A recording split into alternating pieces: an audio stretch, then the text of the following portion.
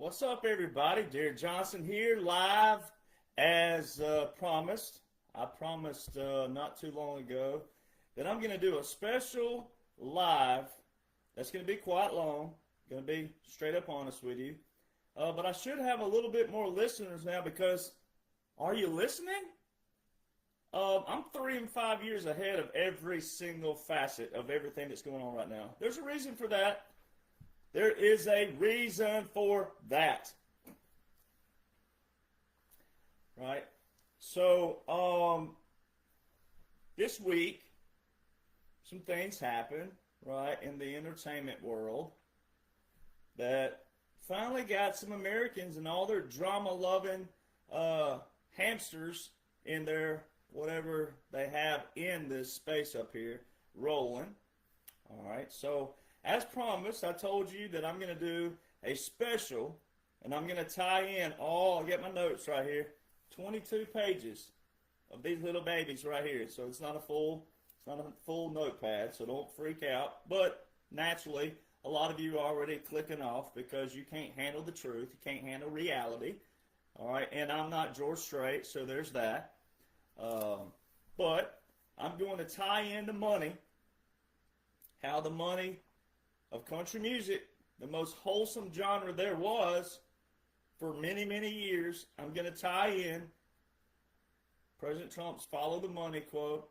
I'm going to tie in everything and how country music ain't your mom and daddy's country music. I'm going to tie it in. I'm going to show you how you're a hypocrite. If you continue to take up and defend big-name country artists, or you try to separate some of those that have been on major record labels, I'm going to show you how you are a hypocrite. If after this video, this podcast, you still support country music without taking action, which there's a way to take action if you'll listen, you're a hypocrite. And if you are someone who claims to be a patriot on the President Trump side of things and a country music fan, it really applies to you. There's no way you can support the two whatsoever. Now, someone like me, I got in the system, beat the system, and came out of it, which I was not compromised. I didn't sign a deal with the devil. But I'm going to show you what the deal with the devil looks like and how most of the artists that you're following and you're listening to, they signed that deal with the devil.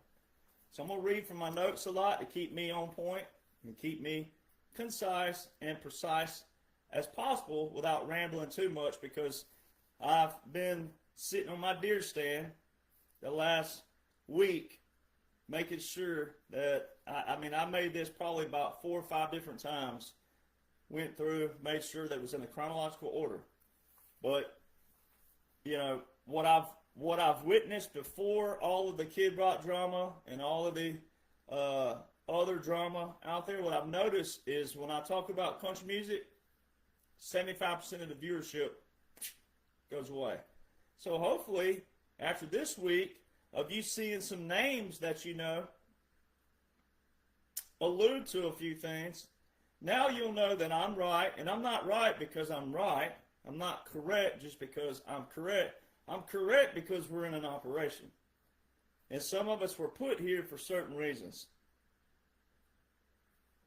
So, again, I'm going to outline how country music and the DC swamp correlate and tie in the money and the control. So you got to listen for principles. I'll notice, I see things all the time, and my team sees it. You know, if I posted a post that said, I planted some pumpkins this week, and a couple of them were red, people in the comment boxes be like, I don't like pumpkins, and pumpkins are this. And well, what about tomatoes? You don't even comment on the red pumpkin, right? You don't listen. People don't listen. You hear what you want to hear, and or you keep what you think is your opinion that you've had all these years. And 9.999999999% out of all of you are wrong. You don't know anything about the country music industry. And then there's people out there that you've heard things through the years, and it's couldn't be any more wrong. So let me reintroduce myself for those that might not know me, but also for those that may be new watching, and then the new viewers that come on after this, because there's always a few. You know, I'm the first country music artist and a songwriter in country music history with Billboard hits on the country airplay, which is the biggest genre in all of country music. It's the biggest chart in the whole genre. It's the only one that major record labels care about. They don't give a dang about your downloads. That has nothing to do with anything. I went up that chart independently with peanuts compared to millions. Got Billboard hits, learned every intricate detail of how it all works, and it is not about talent whatsoever. It's not about talent. It's not about music. It's not about the song. It's not about you. It's not about your feelings. It's not about your emotions. It's about money for them and control. And so many of you country music fans, you cannot seem to understand right now is a operation. You're not going to be without music the rest of your life. But right now you need to sacrifice just a little bit and boycott and learn who the companies are, learn who the people are that's been in control, the ones still in control, as this was not a priority as trafficking was. They're just now getting the entertainment. That's why all this stuff's hitting the fan right now. But who's been talking about it the whole time? So you could know, but you don't want to. Most of you want your own truth. And again, wrong. So my grandfather and Hank Williams Sr. were roommates in Mobile, Alabama in 1943. Long before Hank Williams was ever known to anyone. My grandpa played guitar. My grandpa already played on tour. He was a guitar player. Back during that time period. Back during that time period, it didn't look anything remotely close to right now. And it didn't look anything remotely close to right now until like the 90s. That's why so many people don't even know the history of country music. So my grandfather played guitar and he played with a bunch of other different artists out there. Then he had a Southern Gospel group in the 50s and completely left country music with Southern Gospel, which was a huge genre back in that era. So I learned country music there. I learned all the stories. And when I was growing up, you only had two options to know who the artists were. Country Weekly and Country Music Magazine. And you flip to the back and you'd see the Billboard chart. As a kid, though, I studied who were on the albums, who were the producers, and who were the songwriters. That's how I got in Nashville, was on that side of things. The guys that no one knows. The guys and gals that no one knows. But you should. That's the biggest portion. Everything has been so flipped. And we're going to do that tonight. We're going to talk about it. So, I got in and I worked on the business side of things first. Booking, production, marketing, and then I got in and got to represent 11 number one hit songwriters under my belt at one time. I pitched their catalogs to multiple producers and artists that I knew via them. They trusted me with their name that they had earned and built all those years. 11 number one hit songwriters, and a lot of them have multiple number one hits, big guys. Then, through the run-of-the-mill process, going out, leaving, coming back to Nashville, and all that good stuff, recorded my first album. My first album, 6 songs, which was, they call them an EP. My first 6 songs I didn't write. We had to come out the gate swinging hard. I had a hit producer, #1 hit producer, and a #1 hit songwriter, both. He's a producer and songwriter. We had to come out the gate swinging hard. Big names, big name writers, and musicians on my record. That's how it works. That's how the intricacies work. And I'm going to break all this down. And back then, I got nothing but, oh, you know, you're too traditional, you're too cowboy, you're too country. And this wasn't that long ago. This is 2016. You're too country. So we're going to get to the comment in a minute where fans go, oh, real country music's coming back. It never went away. You and your IQ and your control, that's the problem.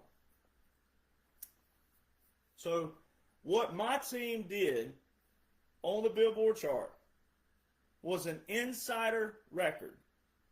Meaning it's only going to mean something to the people on the inside if they even gave a dang, which they didn't because of why? I know too much. I also will not be controlled. I will not be bought. And I know too much. I know too much. I wouldn't sign a deal with the devil. That's why I got all these runarounds and dumb comments from executives that I've been knowing. So it would only mean something to them. You, the fan out there, are not going to know about it because you can't even name someone who was signed just 10 years ago that had a major record label.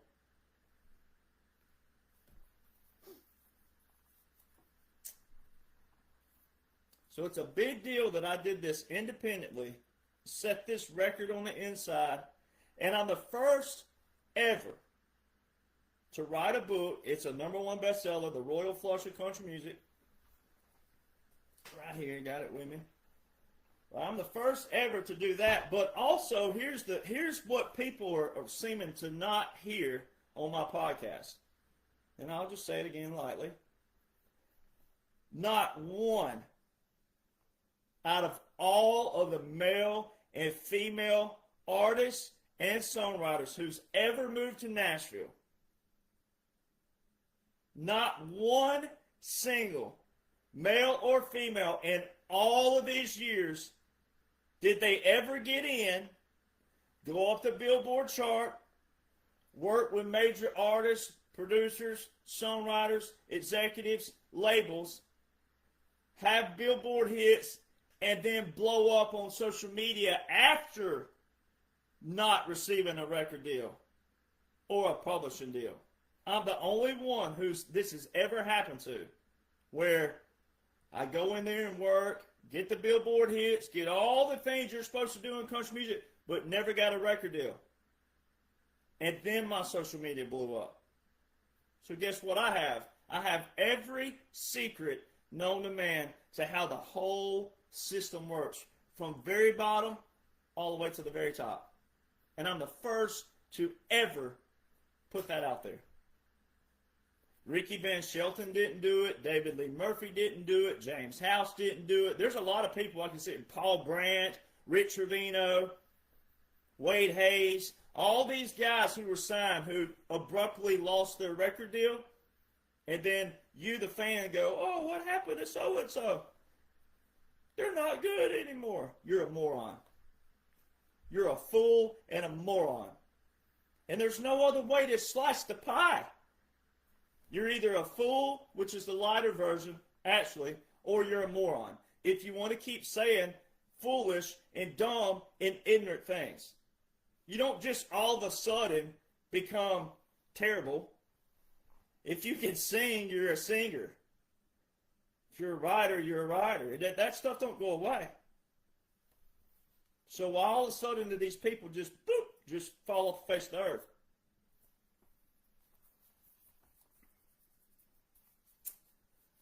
Now, I have people out there say, I can't prove, where are you on Billboard? I went to Google and I've tried to Google it. I have explained this over and over and over. There's another person who don't listen. If you're that person, you don't listen. You don't freaking listen. Billboard is part of the secret.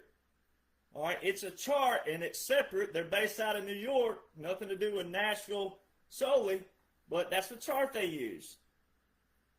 It's a system, whole different system. All right, they didn't publish that. They don't even publish it now. You got to subscribe to see the chart. But they only published top 20 for a long time, so you wouldn't see anyone at number 21, number 22, number 23, 25. That's pretty bad and sad for anybody who got into top 30, which is hard. There's a double portion of the chart's got 60 slots on it, but getting in the top 30 is a big deal, a bigger deal. So you're not going to Google that.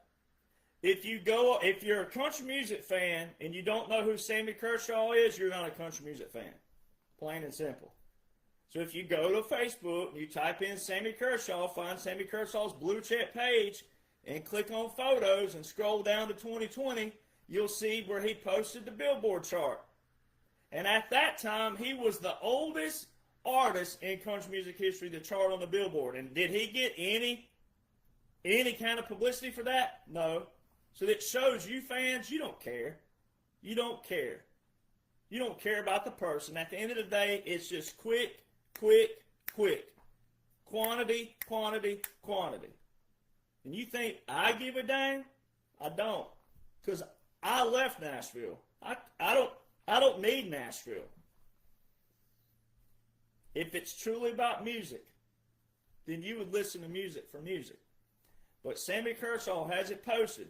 Click on it. Zoom in on it. This is what I'm talking about too while we're here. And I've got a lot of notes to get through. But while we're here, something as simple as that. I'll post a freaking video. And people go, what are you trying to show us here? I'm pretty sure when I zoom in and you see this chart get bigger and you see these names, I'm pretty sure you're supposed to pause it right there and go, he's showing us something here. I mean, this is how, I want to use the word dumb. I know people are so tired of being called dumb. But this is how dumb people are. So you're not a fan of a true underdog. I've been trashed by fans out there. I've been trashed. Your songs suck, and I'm going to get on to all that in a minute. But you're not a fan of a true underdog. You're not a fan of an iconoclast, and you probably don't even know what that definition is of an iconoclast. But you're not a fan of a true underdog. A true underdog is someone you've never heard of, but they have all the goods, and then, boop. So you're not a fan of that. And then also what I've done is help all unsigned artists and unsigned songwriters to know, hey, you're wasting your time moving to Nashville unless, while they're still open and they're not being drained yet, unless you want to sign a deal with the devil. And if you're that person and you want to be controlled like a little puppet, not told what to wear, all that stuff's already gone, but the other portion, then go right on ahead. You might get there. But see, what country music fans, y'all do, you look at the lottery winners. You're not looking at all the ones who play the lottery. You only look at the lottery winners. And then no one else out of all the lottery players has ever told you how the lottery works. But I'm telling you right now, not only is the lottery bad gambling-wise, but it's a rigged system. And what you support, you are what you support. And if you continue to support country music after this until it's all cleaned out, apply the H word that you are. So, I'm going to read these forms of government here that you all are, and I'm going to read the definitions of them while I got them here. This is exactly how country music and the deep state ties in. So you're going to want to pause this video and listen to these again or rewind it when you get to this portion. And listen, this is exactly what the country music system is. I'm going to read them to you. Inverted totalitarianism. Coined by political philosopher Sheldon Wolin, this describes a system where the government isn't seized by a dictator, but rather corporate interest and bureaucracy. How it works. Unlike classical totalitarianism, where a leader demands loyalty via fear, inverted totalitarianism keeps the population passive through consumerism, endless entertainment, and a political system where major parties serve the same economic masters. The psychological effect. People feel free because they can choose between 50 brands of cereal and have 2 political candidates, but they have no actual influence over the core policy. Woo! Y'all's asses just got roasted. The other form, soft authoritarianism. This describes regimes that avoid the blood and iron tactics of the 20th century. Instead of using secret police to arrest everyone, they use nudges. How it works, the government uses the choice architecture. They make it incredibly easy to comply with the state's wishes and incredibly difficult or socially shameful to dissent, which is what most of you have done to me on this particular topic. You don't want to hear about it. Then the psychological effect. You feel you're choosing your path, but the default path is designed to lead you exactly where the state wants you to go. Ooh, y'all's asses are on fire. Managed democracy. Here's the last one. A managed democracy. This is the most direct political application of illusion of choice, which I'm going to outline in a minute.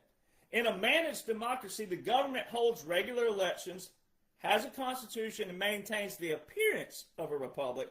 How it works. The state uses soft power to control the outcome before anyone even votes. Oh. Woo. Boy, y'all are sitting on a big ball of fire right now. How do you know about major record label artists?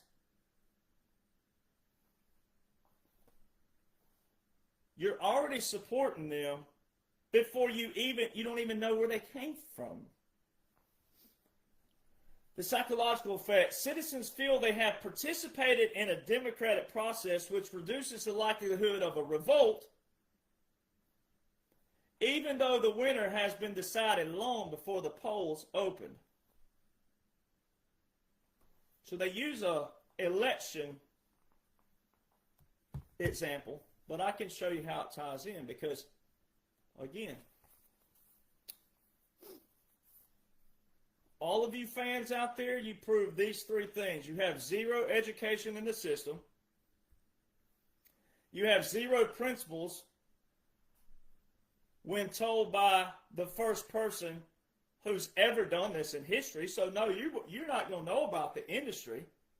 But when you're in the comment boxes with your little opinions, especially the snarky ones and little emojis, then you prove you're not listening to the principle.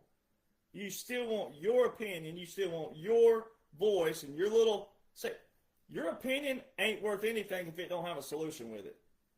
And how can you have a solution if you don't even know how the system works? And then 3, hypocrisy and control. That's what you all prove as fans. Hypocrisy and control. Now we're going to get to even the more fun parts. Throughout my last 10 years of being an artist and songwriter that's had Billboard hits, known to the true fans out there, which is very few, but this is what me and my team have experienced the last 10 years. These are all the comments I've heard. Never heard of you before. What the F does this guy, who the F does this guy think he is? Never heard of your music. You're just jealous. You're a sore loser. Your music is trash. Why aren't you on CMT then? Why aren't you on The Voice or American Idol? Real country music is coming back. And that's on something else, not towards me. Nobody listens to radio anymore. Well, my cousin lived in Nashville and he said this. I've heard those a million times, and I've heard other comments that they ain't even worthy of even commenting, because it would be a bunch of expletives. My biggest question, why y'all so mad? Why you mad, bro? Yeah, that old slang saying, why you mad? Are you mad because you hate finding out you have 0 principles and you're a hypocrite and you're controlled? Is that why you mad? Because that's what you are. Every single one of you, you're a country music fan right now, you're a hypocrite and you're controlled. Now, You know, you can change your ways, and I won't call you a hypocrite anymore. So when you go back to those three definitions of what's already picked for you, your buffet is already picked for you. So it's not really a buffet. It's the illusion that it is. It's not a buffet, though. You're told this is your choice. This is what you're going to eat. Well, I don't like broccoli. Well, you're going to eat that. It's right there. That's all you got. So how is it that all of these quote-unquote fans have those comments towards a guy who actually has Billboard hits, same system, same chart, same everything, but I've never heard of your music before? How come none of these fans, how come you fans, you can't name one single major record label? 9 out of 10 fans can't even name a record label. You can't name a publishing company. You can't name a songwriter. You think every artist writes their own songs, and they don't. 99% of Billboard artists do not write any of their music. So how come fans can't even name a major record label or a publishing company? Control.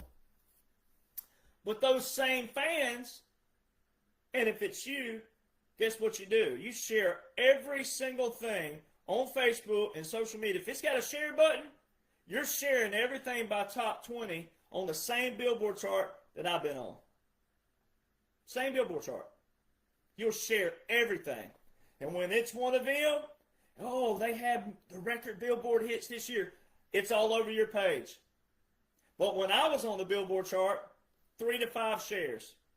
3, 2, 5. 5 tops shares is what I was getting with 12,000 followers at the time, which is not a lot.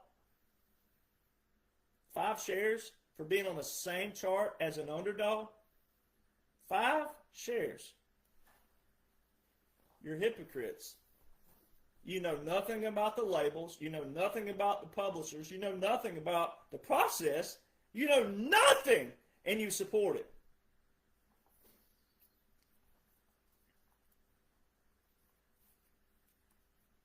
So how do you know to keep sharing Billboard top 20 artists?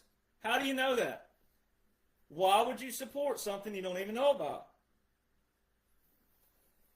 See, Billboard, and we're going to get to this in a minute, but Billboard radio is the system. So the other big comment that I left off that I used to hear all the time. We don't care about the chart, Derek Jonhson. We just love great music.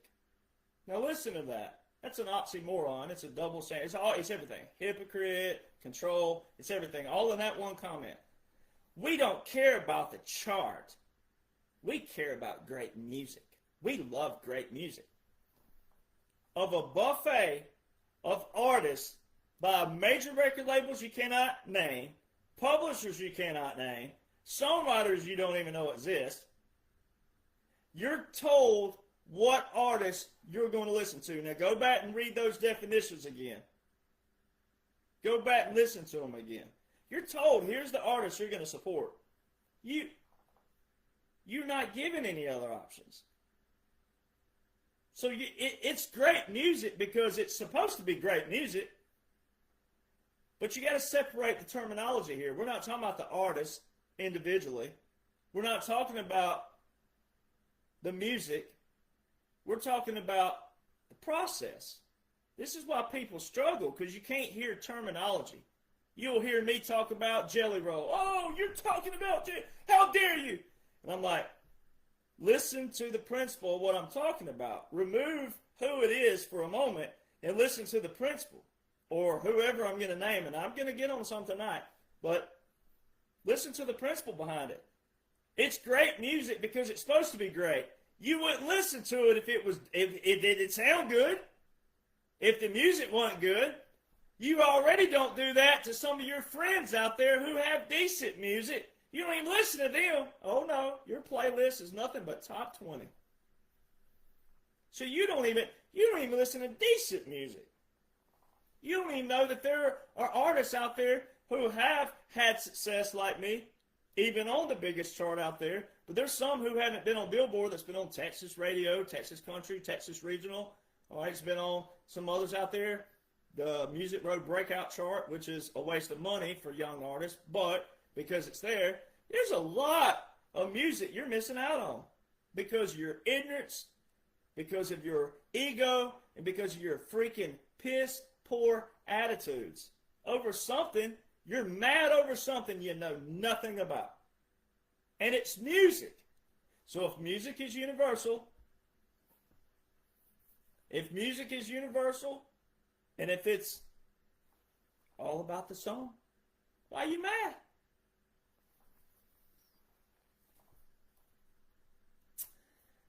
So, again, fans can't even name the major record labels, can't even name the publishers. You share all the top 20, but when I share something, so the real country, they've been saying things like this. They say that, I've heard fans recently with the Zach Top stuff, said that real country's coming back. It's making a comeback. Real country's coming back. It never went anywhere. The industry did. See, and if you would seek to study the industry, you know that, no, they're playing with you. That's the game they play. They divert and they go real pop. They did this in the 70s. Would you believe they called Conway Twitty? They called him, they said Conway Twitty was not country. Eddie Raven. See, I'm naming names that you fans, you think you are country music fans. You ain't country music fan whatsoever. Eddie Raven. And then the Urban Cowboy thing. They told George Strait to take his hat off in the 80s. Oh, you're too cowboy. See the games they play? Same billboard. The billboard's been there since the 1940s. Same billboard. It's a game they play with you. Now, it wasn't as bad back then. Wasn't as bad. It was still more wholesome, more about country life, country living, family, God, faith, the farm, etc. But, no. They've been playing this game a long time. They'll divert, make it go real pop, and then you'll get tired of that. Then they'll throw a good song out there, and you're going, oh, oh. And I'm over here going, if you just knew what great lyrics were, poetry, lyrics, and music, if you go back to what the greatest generation was, the 90s of country music, if you go back to the steel guitar, the fiddle, and then listen to the music, you'd realize, no, there's a few of us out there that's got the same country music. So because I'm not on a major record label, because your friend didn't tell you to listen to me, or however it was that you got the buffet given to you,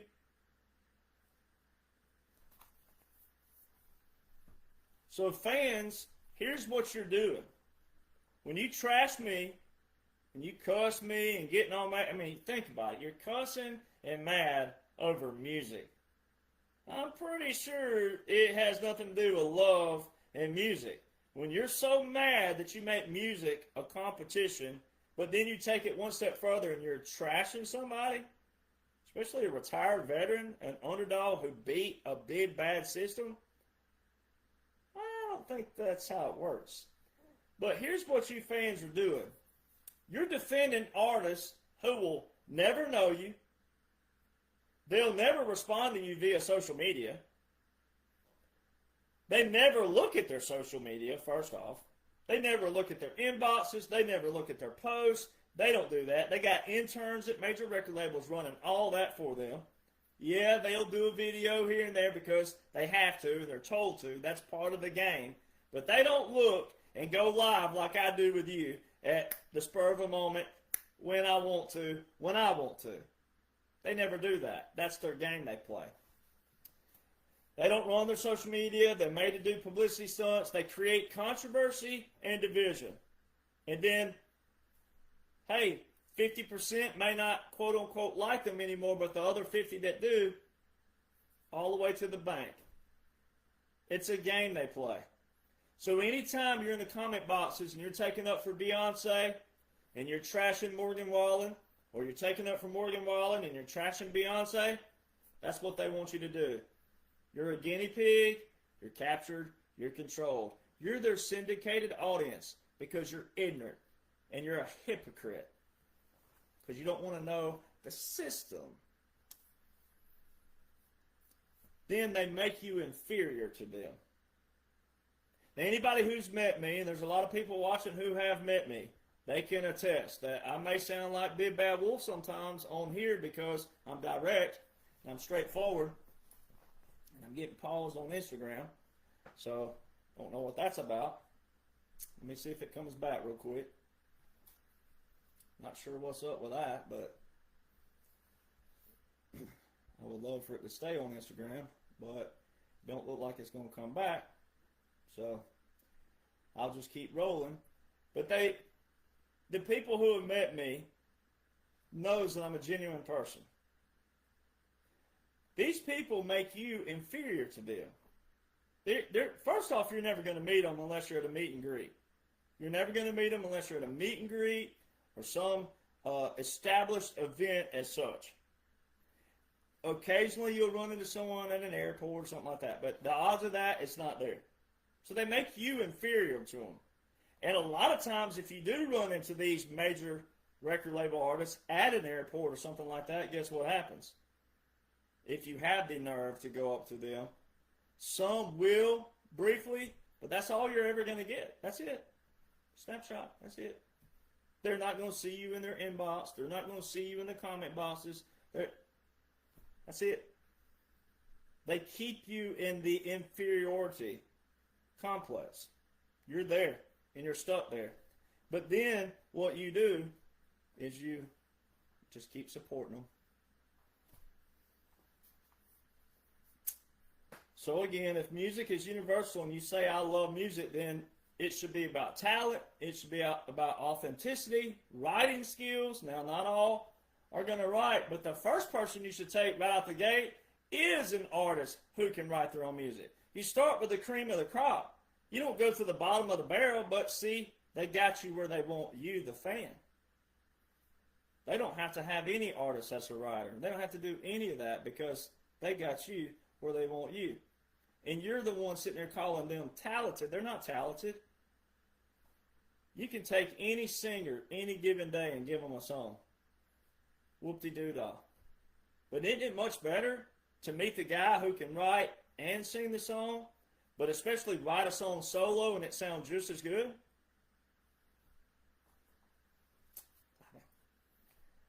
Production, skills, musicians, lyrics, poetry. So all the comments out there would be kind of like this. When people don't, like when you say, like, oh, I've never heard of you before and I've never heard of your music. Well, first off, isn't that the whole freaking point? Isn't that the whole point? That you've never heard of something, you hear about it? I'm pretty sure that's how that works. I don't know. Maybe I was born last week on a pig farm in Iowa. I don't know. Maybe that's the case. But it wasn't at night. So, never heard of you. And then all the other comments by fans, and you don't know anything about it. You just keep supporting a system you know nothing about. You don't even know how long it's been there. You don't know the names. You don't know the people who run them. You don't know anything about it. So, the comments would be equivalent to this. And football is a sport that a lot of people love, so I'm going to put it in the same linear space. All right? Parallel. This would be like you going up to Joe Montana. No, that's the wrong one. Let's go to Dan Marino. Going up to Dan Marino, who played, I think it was 14 years with the Miami Dolphins. This would be like you going up to Dan Marino and saying, hey, man, you suck. You don't know anything about football. Just because, in your mind, he didn't win a Super Bowl. That would be like you, the fan, going up to any football player that didn't win a national championship or a Super Bowl and saying they don't know anything about football simply because they didn't win the biggest, grandest prize. That's how ignorant you sound when you tell a Billboard artist on the biggest chart in the whole genre, but I'm the first to ever unveil every aspect of it. No other artist has ever done what I've done. I'm in my own category. It's timestamped forever in history. This book, 2024, the longer it goes, timestamp. It's already timestamped. I'm the first ever. Most artists were scared to because there used to be a quote-unquote mafia back there that would come after you. But that mafia is actually on my side because of what the DEI, the woke, the liberals have done to country music. And I've got a lot of people backing me. So again, why are you mad? Why are you mad and defending a system of people and artists you know nothing about? So this is the other three things. Outside of your managed democracy and your inverted totalitarianism and your soft authoritarian, I get it right in a minute. Authoritarianism, all right? This is also what you're under. You're under the illusion of control, the illusion of choice, and it's psychological manipulation. So you should be actually pissed and mad that a genre that used to be wholesome, it used to be about country life, country living, the farm, the ranch, cowboy, country boy, cowgirl, country girl, used to be about picking peas and all these other things, right? And then that's gone nothing but polar opposite of that. You should be mad that you've been manipulated. You've been gaslit. You've been controlled. But it is what it is. So now, George Strait's a great example of someone in the old system before it changed in 1990, and it didn't change bad then, and I'm going to get to that in a minute. But 2012 is when it really took a nosedive, and I'm going to get to all these. But George Strait's a great example. He didn't write any of his songs. In the first album, he had a couple of songs, and they were like, hey, and he even recognized it. He said, I'm not a writer whatsoever. Because he was getting pitched the best of the best. And I actually knew his first producer. And not only first producer, but wrote his first #1 hit, Blake Mevis. Anyway, rest in peace, Mr. Mevis. But George didn't write any of his #1 hits. And then all of a sudden, like 2012 or 13, he started getting his son Bubba involved in writing and pulling him in with Dean Dillon, and they started writing with Dean Dillon. But Dean Dillon has way more than proven himself as a writer, multiple #1 hits. So you can bet that Dean Dillon was pulling all those lyrics and lines, the key lines especially, in those rooms. All right. So I'm not saying that you do have to be an artist that writes all your music all the time, but it does help make an argument when a guy like me can write all my music, does write all my music after that first little EP, and then I've solo written quite a few that people love and they're streaming really well, even though I hate streaming. And we'll get to those as well. But just to prove the point, to drive the point home, it's not about talent, it's about controlling you, and it's about DEI, woke, liberal, and it ties directly to the swamp.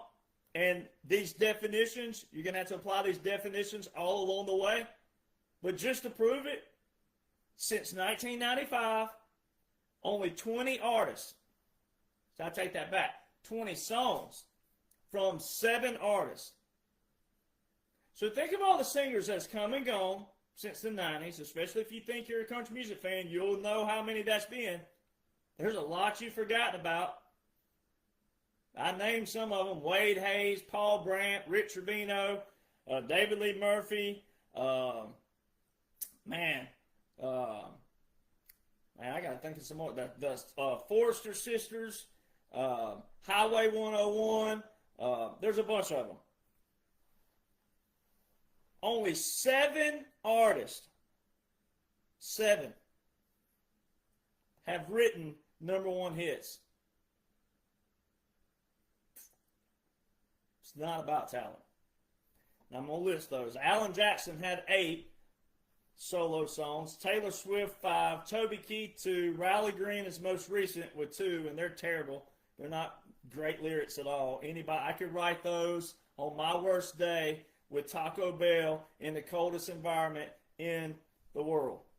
Terrible. Ronnie Dunn won. Clint Black won. Travis Tritt won.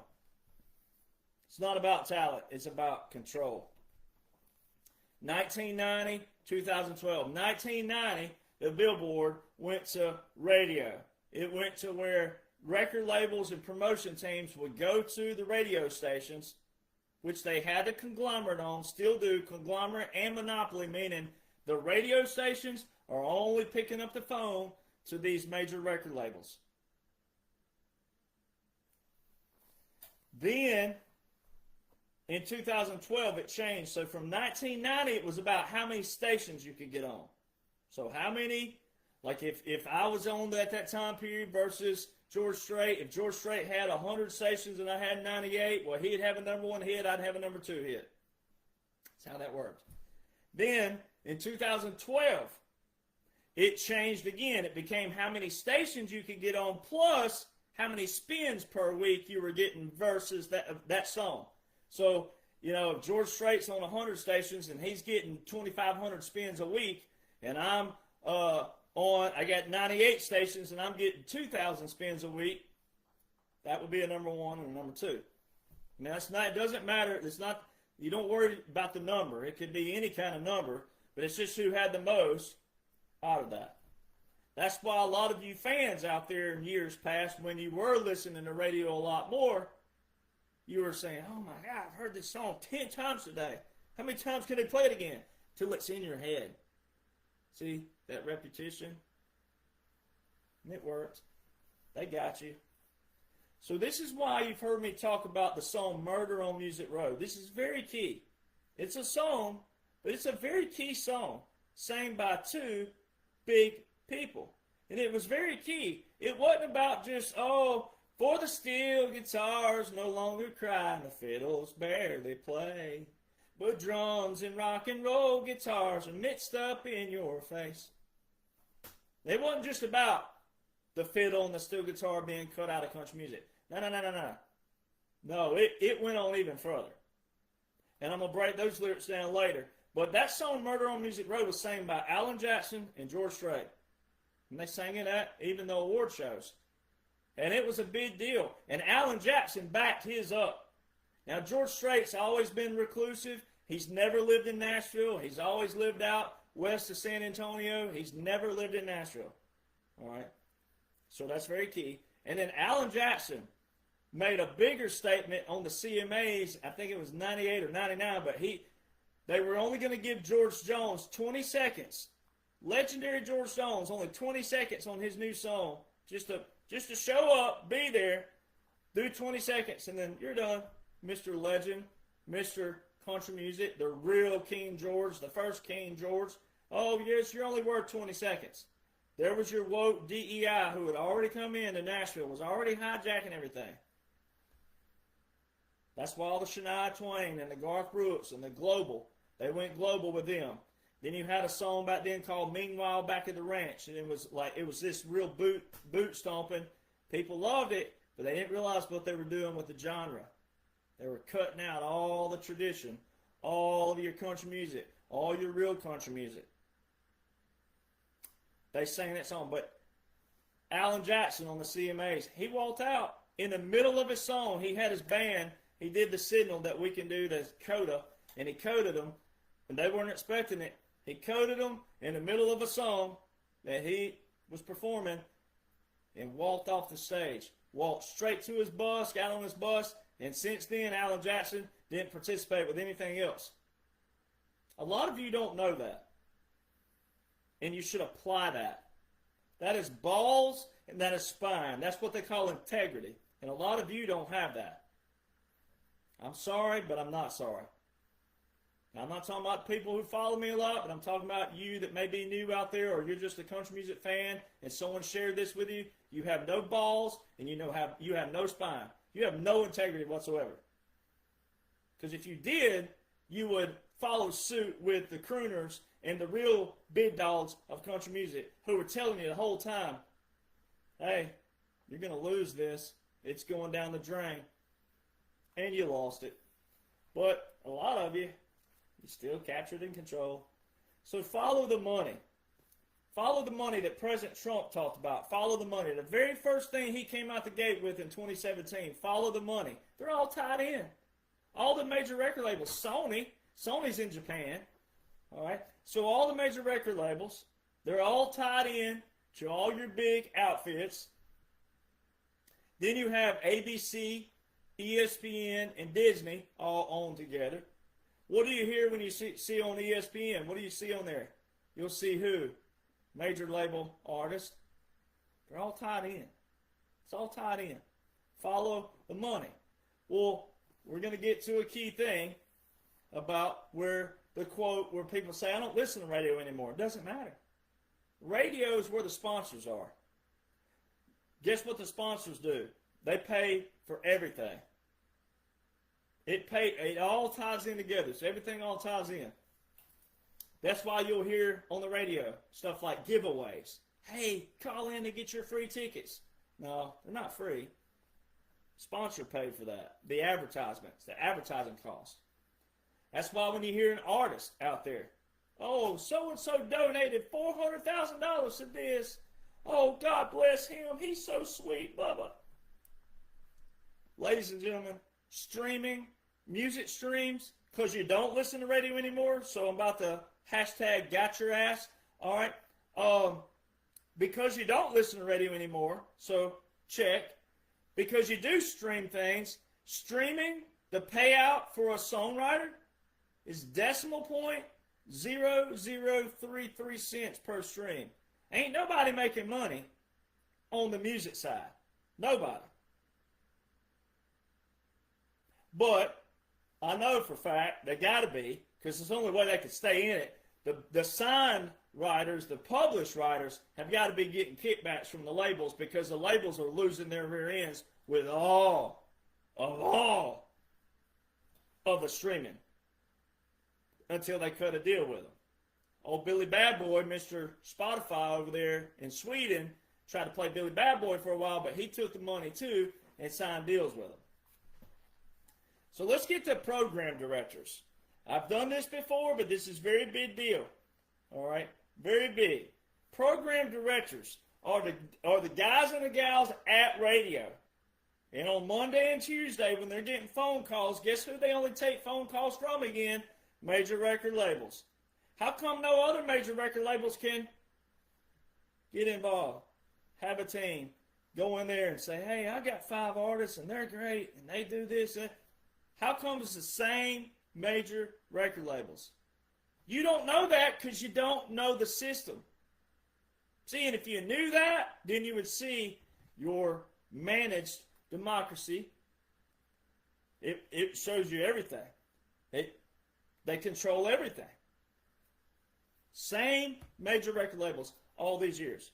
There's been a few pop up, but they were already former executives from another record label, major. So to you, it might look like a new label, but when me knows that that person that's running that label and all their team members were former something on the inside, that's an illusion. That's an illusion of control, an illusion of choice. That is a managed psychological manipulation. So these major record labels have promotion teams. They have regions. They'll have a north region, south region, this region, that region. And they have people who sit when they call, hey, so-and-so's got a new song, blah, blah, blah. The program directors, no questions. Right up to it. All right. So that's why it's a big deal to know that country airplay, the chart I was on, the radio chart, is even bigger than the download chart. If you go to Google, which people can't do and don't do, for some reason, you struggle with going to Google and looking this up, but go to Google and pull up someone like Luke Combs or Morgan Wallen or one of them and click on discography. Click on that. Then click on, not albums, but click on singles. Click on that. It'll pull up this chart of all these singles. You'll see a bunch of lines and you'll see a bunch of numbers. But find the one that says the U.S. airplay. You'll see it. And look at all the ones in there that says number ones. The one with the most number ones in it, guess what that is? Radio. So most of people's favorite artists, the people out there, love Morgan Wallen right now. All right. So when you go to his discography, all of most of his number one hits are on the radio. Even some of those big hits that people love on the downloads, number 4, number 2, number 5, number 10. So whenever they're bragging about their number one hits, where they got to pull the brag from? Radio. Why do you go see Morgan Wallen and not someone like me? Because you're told how? By this controlled market. And the only way they're making money is via radio, sponsors, conglomerate, monopoly, the same record labels. Nobody else can get in. It's all the artists. So let me show you an example, and I've done this before, but on this big long one here, I'm going to do it. So Priscilla Block, she had a song blow up on TikTok. And then she signed a record deal. Everything was done backwards, right? Signs a record deal, and it blew up on the download chart. I think it was like number 10. It was a top 10. So the song that I got a song called God on a Harley that I wrote. The girl I wrote that with, she wrote that hit song. That Priscilla Block hit. See how this all ties in? That's why you look stupid when you say something like, oh, I've never heard of you, and blah, blah, blah. You don't know what you're talking about.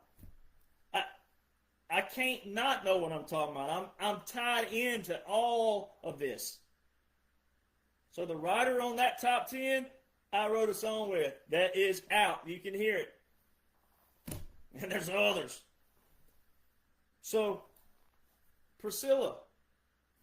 Guess what the articles read all over country music magazines? The main one, Music Row magazine. That's the main insider one. The one that all the industry people have on their desk. Guess what it asks? Should Universal take this to radio? Well, ladies and gentlemen, for all of you out there that think you're not controlled, think you're not a hypocrite, if you don't listen to radio anymore, if the downloads chart was more popular and you downloaded it, why in the heck would they take it to radio? I wonder. Because you had never heard of Priscilla Block in the mainstream world, the bigger mainstream audience. So what do? They take it to radio, where then what? We see how she plays her game.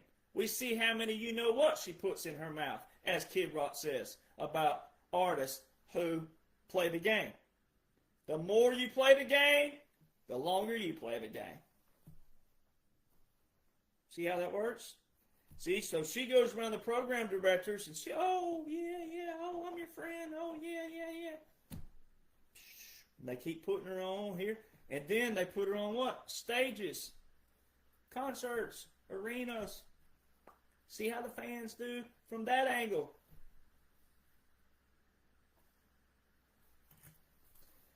It's not difficult. So how come program directors can't play anything but Billboard affiliates? That's why if you were to call a Billboard station and you say, I got a cousin, you got to listen to him. First off, they're not going to answer your phone call anymore. So there's that. They don't even use calls anymore from that angle. Because to be a Billboard affiliate, that means you're an affiliate of Billboard, right? So there's a quote-unquote Kamala kind of quote. To be a Billboard affiliate, that means you're an affiliate of Billboard. Correct? Correct. Okay, so when you're a Billboard affiliate, that means what? You have their office number, not the main line that you call in, and you don't get anything anymore. So my team that took me up the Billboard chart, they were former major record label executives. Former. But they're still what? Billboard affiliates. They're certified and verified. And you have to be in order to call on those program directors.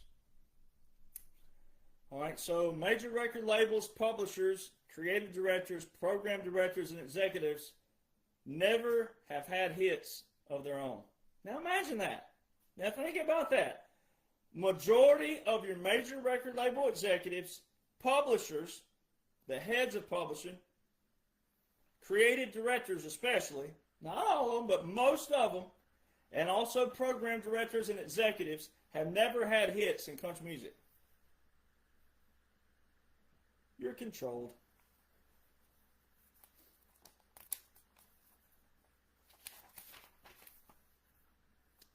All right, now Kid Rock. Now we're going to get on Kid and the other subject right now, but Kid Rock, you've heard me talk about this. Well, you've heard me, but you didn't listen. But Kid Rock versus Bruce Springsteen, they got in this little squabble. All right, and Kid, yeah, choice words, right? He specifically said, yes, I've tickled a few in my lifetime. This is Kid Rock's quote. I've tickled a few. I guess there's some people out there probably won't even pick that up. I've tickled a few balls in my life, all right? But I've never put a penis in my mouth. Woo! That's Kid Rock for you, right? He said, I've tickled a few, I've played the game, but I never put one in my mouth.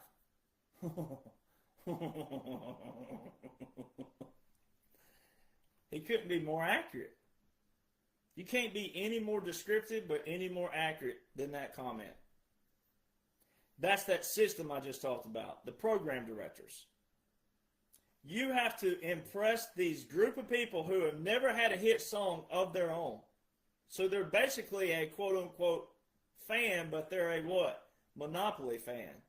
They're a conglomerate fan, meaning not a fan of, they're in that. They're in this system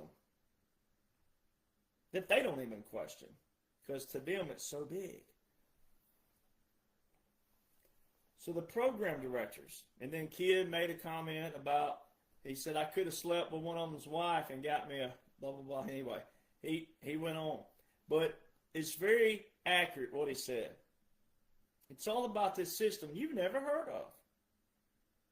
And why would you want to support something like this? Well, I say that, but Americans love what? Drama.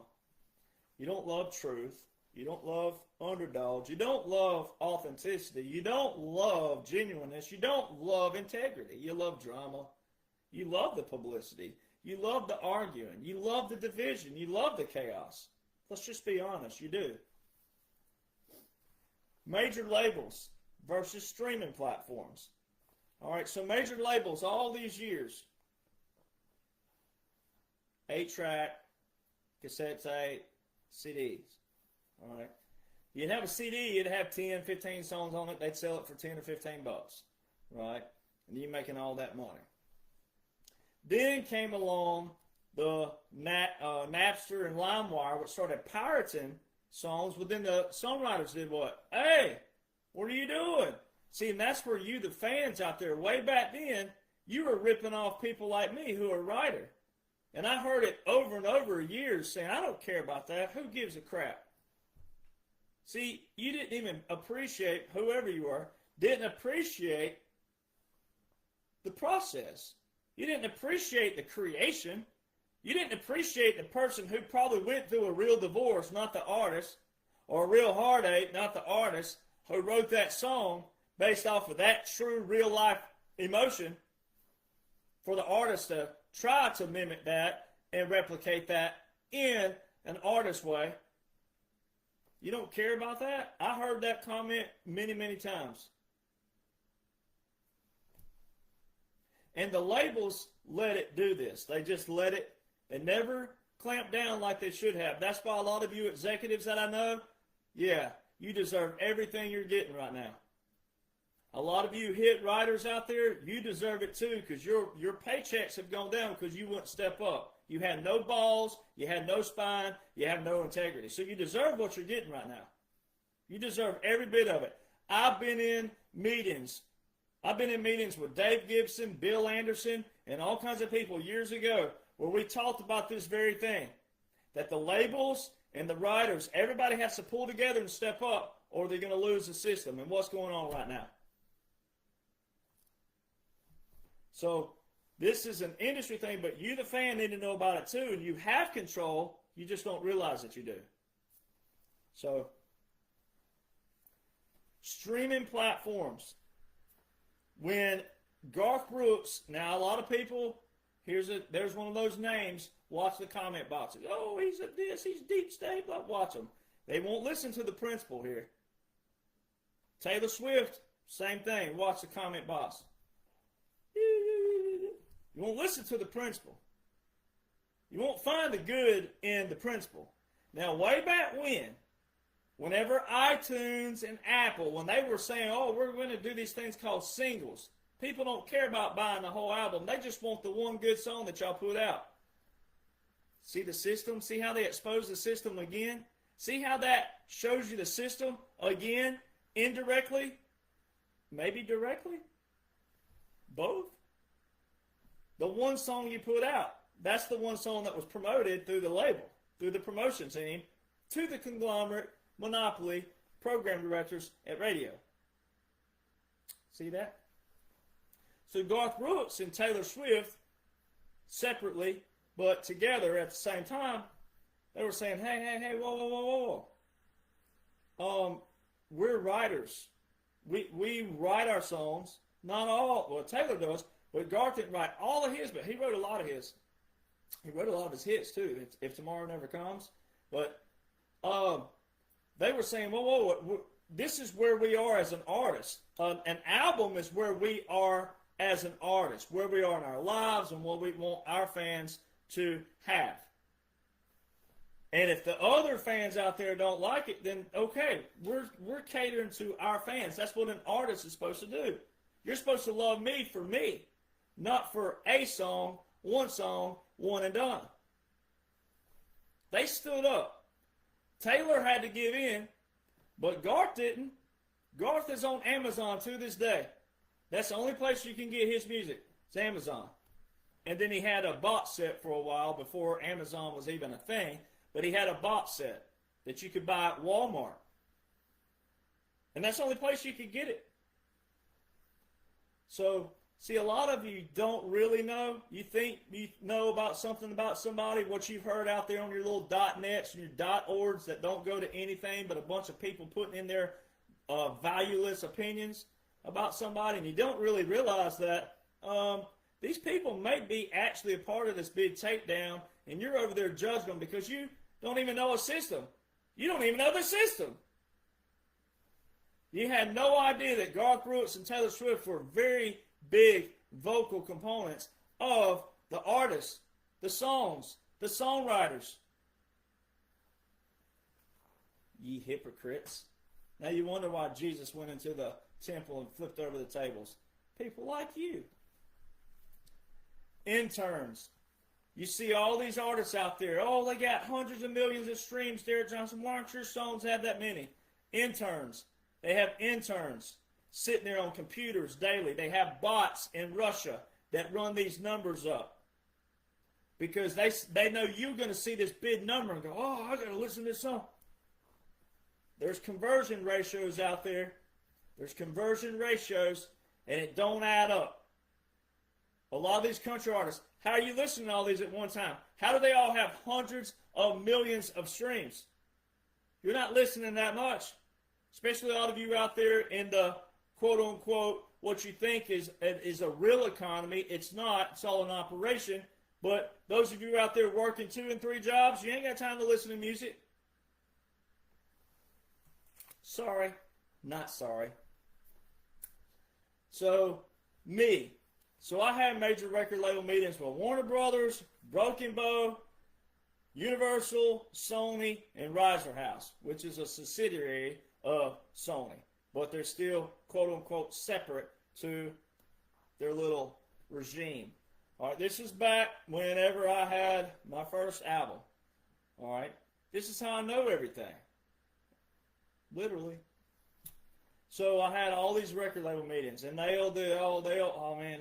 so the biggest two, obviously, Broken Bow said I would, Broken Bow now, Jason Aldean. Broken Bow's whole thing, I'm too traditional. Too family oriented, too traditional. Then Riser House, that was the best one about all of them, because they were like, we love your story, we love your music, we love your how tall you are, you're a veteran, you're a disabled veteran, you're a this, you're that. You get more songwrites with #1 hit songwriters than our signed writers down the hall. Loved everything. But guess what they do? Have you ever thought of a publishing deal? Excuse me, madam, but I'm currently sitting on the Billboard chart that's on your desk right now. I'm on your chart, the biggest chart, and you're trying to push me towards writing? You want me to write for you? So you want to take 50% of my publishing straight out the gate and not even be pushed as an artist? See, if I'd have taken that, I might have hits right now, big hits with major record label artists, especially theirs, as a writer, but guess what would have been canned? My artistry. See what I didn't do? I didn't take a deal. I didn't cut a deal. And that was just one. But there's one right there where I could have just cowered down and be like, oh yeah, oh, I'll take anything you give me. No, I know my value. I know my worth. I know who I am. I know what I bring to the table. I was sitting on the Billboard chart as she was saying that. And then to say that I get more, I've been in more co-writes, I've written with more #1 hit writers than her own signed artist down the hallway? These people are low IQ, they're incompetent people, and never had a hit of their own. So, their hypocrisy and gaslighting and manipulation, here, just like that, they can take any artist any given day. Any artist any given day, give them a song, go down the hall, promotion team, program director, boom, game over. So it's not about talent. It's not about authenticity. It's not about any of that. Because any given day they can do that. So a great example, Mitchell Tenpenny. That's one of Riser House's artists, little fat boy, all right, old little Smokey, all right, and actually he'd be more like a little stogie, like a little fat cigar that Columbo just got finished smoking that he don't want anymore. So she's sitting there telling me, we love your music, we love your height, we love your story, we love this, we love that, we love this, we love that, we love. And all that about the music, and I write my own music, and man, you're a great songwriter, and this, that. Then they turned around and asked me, after all that, turned around and that should have been this before, and then that, but didn't. They inverted that. So they asked me, what are my streams, what are my revenues, and what are my social media numbers? After she had just got finished telling me that they could not get Mitchell Tenpenny to open his phone one time during the week just to check Instagram or post one thing, that the interns down the hall had to do it. You see the hypocrisy there? Sat there and told me that their own signed artists who didn't play on the road before, none of that stuff, just this guy just comes out of nowhere. All of a sudden, he's never written a song. He's not a writer. So how come they take an artist who don't have any story, anything, no resume, all right, some loser out there, right, that has no story, that didn't go in the military, wasn't a medic, didn't work the pipelines, didn't work the oil rigs, nothing like that, all right? If they did, it was like a year or two. It wasn't like, oh, this guy's been in the oil field for 20 years and he's this. No. So she just sat there and told me, we can't get him to answer even open the phone, open the app, post one thing, but then in turn asked me what my numbers were. So here he is, a major record label signed artist. No one knows me. So how are fans to flock towards me when they took him through their system? You got to listen there. They took him through their system, their monopoly, their conglomerate. They took him. They built his fan base. He didn't do that. But see, they thought I would crumble to their little offer of a pub deal, and I didn't. And I told her, so help me God, if I ever blow up on social media one day, I'm going to expose this whole system, how you're tied to the deep state, the swamp. It's not about talent, not about authenticity. So publishers, most of the creative directors, those are the ones who are listening to songs daily, are Belmont grads, former interns, zero life experience. They brown nose the heck out of the executives. They don't know anything about life. They ain't even lived life because they're straight out of college. All right, so they don't know a great song. They don't know great lyrics. So now watch this. I've got to keep motoring here because I got quite a few pages to get to. How come most songwriters with hits and cuts have never met the artist? Woo! Did you hear me? How come most of your favorite artists don't even know the songwriter of the song they're singing? How come the artist never talks about credits or shout-outs or thanks the songwriters for their creative work? How come you never hear a single artist thank a songwriter? For all you Garth Brooks haters out there, he always thanked the songwriters. He named them by name. How come fans don't know most artists do not write their own songs? And why don't you fans care about that? So there was a person who commented this week on one of my posts about the whole Till You Can't, Kid Rock, all that stuff. And I was doing a post about that. And you can tell sometimes, not all the time, but you can tell some snarky, the way people type, the way they put a comma, the way they put a question mark, the way they put certain things. You can read that someone's being a smart aleck, right? This person said, well, if Cody Jonhson didn't write it, then who wrote the song? Have you ever heard of an app called Google? Probably want to try that sometimes. And if you claim you're such a holier-than-thou patriot, then you can try your DuckDuckGo. Why don't you put in there, who wrote the song Till You Can't by Cody Jonhson? Some of you, you look bad in the comment boxes. I'm telling you. You look dumber than a parking brake on a unicycle. Yeah, I'm telling you. You take dumb to a whole new dimension.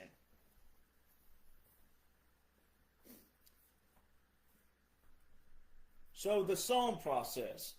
You either write for a publisher or you're writing formally as a former publisher. The songs that are getting recorded out there by the major record label artists are either written by writers that are writing for a publisher, or they have all their, we call have our publishing back, means that we're not signed anymore. We got all those songs back, and we can pitch them where we want.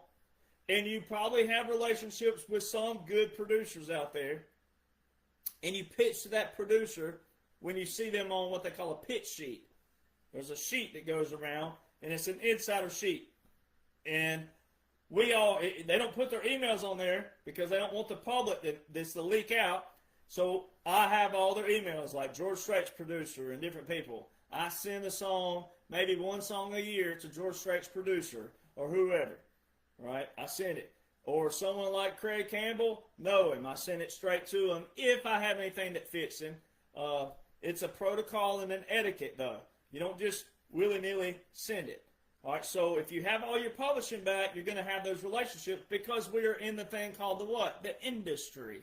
All right, so there's that. So, there's a whole process you don't even know anything about. Songwriters get signed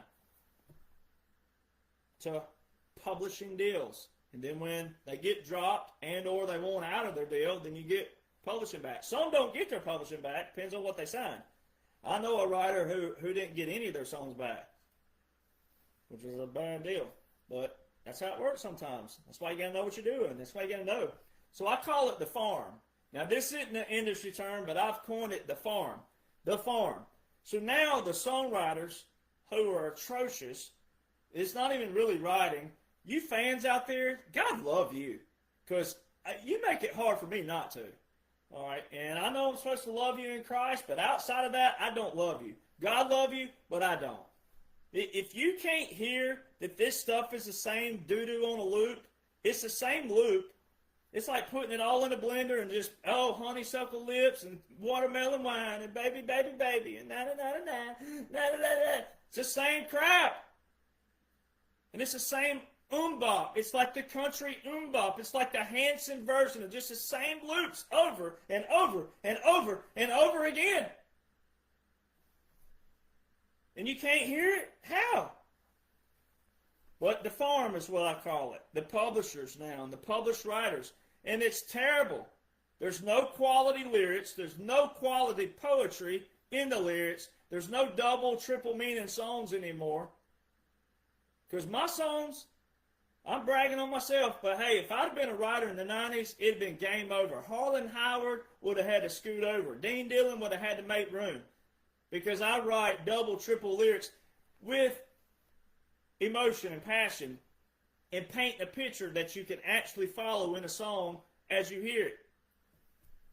Dave Gibson, other big writers, taught me that. He said, man, people can write these crappy songs all day long, these little hokey pokey. Man, write a great song. They last longer. But unfortunately, the fans haven't lasted because you've been blasted by all these different forms of government that the deep state put on you. So now they got 3 to 14. Now this is blowing my mind. There are anywhere from 3 on a minimum now. There's occasionally 2, but it's mainly 3 to 14 songwriters per song. It takes 14 songwriters to write a song now? That is not artistry, ladies and gentlemen. That is not creation. That is control. That is for sure. We got all these fans out there. They have no idea what's going on. They just hook, line, and sinker. They'll trash a retired veteran over here, underdog, who's the first to do this. But they'll come right over here to anything we put out by so-and-so and so-and-so. That's one thing. If you've never heard of me and you've never heard of the Royal Flush of Country Music, it's one thing. But once you've heard, you have no excuses whatsoever.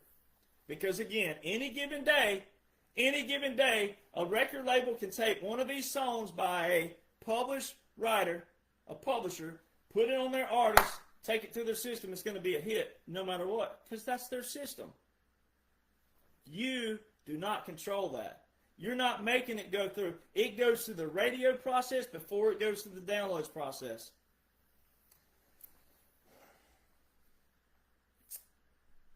And then songwriters, those published songwriters don't write with independent songwriters. They only write with their published team, and occasionally they'll get with another big hit writer with another publisher. The other dumb comment I saw this week that I'm going to comment on since I'm here on songs right now is selling songs. You don't sell songs. Writers don't sell songs. Artists don't sell songs. That is some rhetoric that was made up in like the 1970s or 60s, somewhere back there. The only time that happened, it would have been called selling the publishing rights.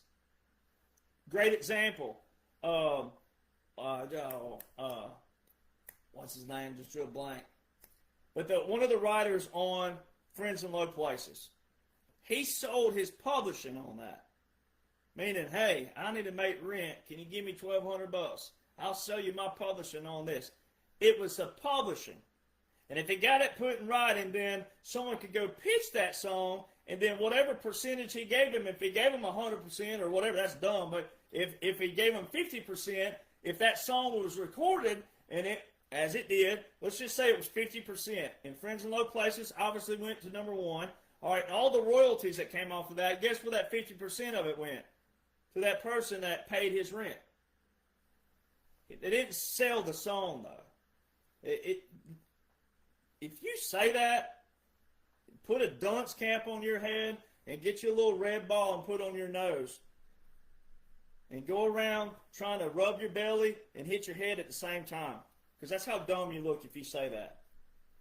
So publishers out there, their excuses, if you even get a meeting with them, the head or whatever, we're committed to our writers. Then they'll say, we're committed to our writers, but then like a week later, you'll look in the Music Row magazine. This is for all the writers out there, especially. A week later, you'll look in Music Row magazine, and you'll be like, so-and-so signed so-and-so. You're like, they just told me they weren't signing writers. These people are hypocrites, man, I'm telling you. They are the worst of the worst. They are the sorriest and the worst. They'll look you in the eye. But, I mean, it is, whatever the biggest, boldest lie is out there, they'll look you right in the eyes. They'll walk right out at that moment, right behind you, right then. The other dumb comment I heard, Doug Jonhson, I like you somewhat. You're still old school a little, but Doug Jonhson, no relation. But the dumbest thing you've ever said to me, Doug Jonhson, and I'm going to tag the ever-living crap out of you and send this to you. The dumbest thing you've ever said to me, you need to co-write more. Ladies and gentlemen, there's a hit writer, a hit producer, and a major record label executive telling me way back I need to co-write more. Why do I need to co-write more when I can write it solo better than the co-writes? There's their system. There's their dirty system. You got to play the game. You got to tickle the balls. You got to get in their system. They're brown-nosed, woke, DEI. Didn't want that. Don't want that. Why do I need that when I can write songs just as good without them? Then you have things out there, and this is a good thing, and you fans need to go, you need to go as often as you can. The Frank Brown Festival and the Key West Festival. All right, you get to go to the beach to both of them. So there you go. You can vacate. Go see the writers of the songs. All right, now some of them need to grow a spine, sure, but at least go see the ones who write the hits. Go listen to the creator of the song. Those are two festivals that I highly recommend. All right, now I'm going to give a shout out to a friend of mine who's written some rock and roll hits. And I've written with him my song Doing Country Right, and I have another song that will be coming out here soon that I wrote with him. That was on my last record. But Jack Williams, he and I were talking not long ago. We were in Marshall Shoals, Alabama, and we went out to dinner. And Jack and I were talking, and I have one of my team members there. But Jack's had songs recorded by Uriah Heep, Blackfoot, and Greg Allman, for all you rock and roll fans out there. He's also had songs recorded by the Oak Ridge Boys and a few others. But Jack Williams, great guy. Also, I might add, Ura, Marine Corps veteran. All right, but Jack is someone that I've known for about 19 years now. And he said this other day, and I was telling my team member, I said, see, he's saying exactly what I'm saying. All right, and Jack and I, we differ in some things, politics, but that's okay. That's what you're supposed to do, right? But there's a lot of things that we also tie in on, very key, right? Very keen on.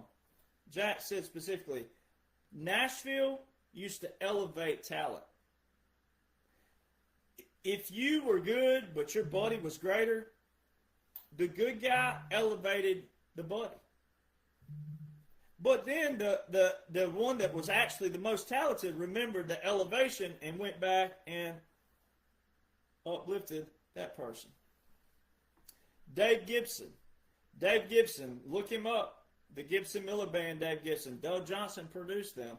But Gibson, Dave Gibson, I worked for him a long time. Have great respect for him. All right. In a lot of ways, he's a great. It's like he's a great singer. He's a great writer. All right.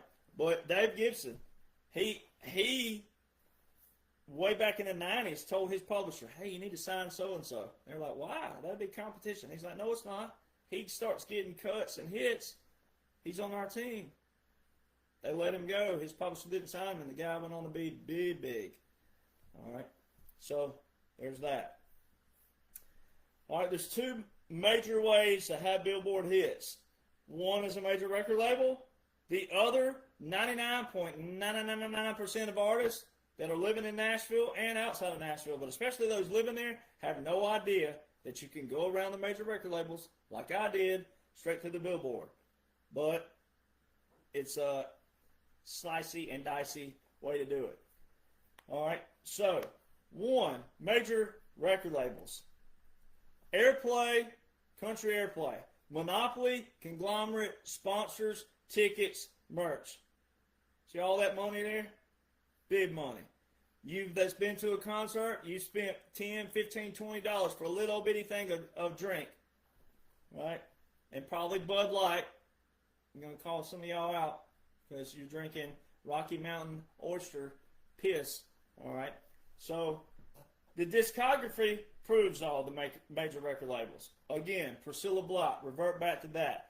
It's basically social welfare and redistribution, which is communism.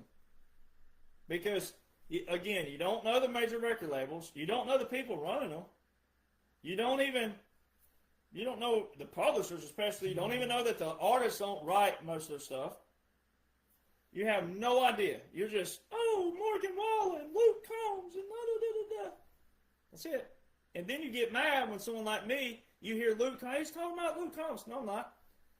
I'm telling you a principle. I'm telling you how the system works, the process works. Then you decide, oh, holy crap, this is exactly managed democracy. This is exactly these. It is. You just didn't realize it. So, again, you look at how fans take up for a system with a blueprint and artists you don't even know.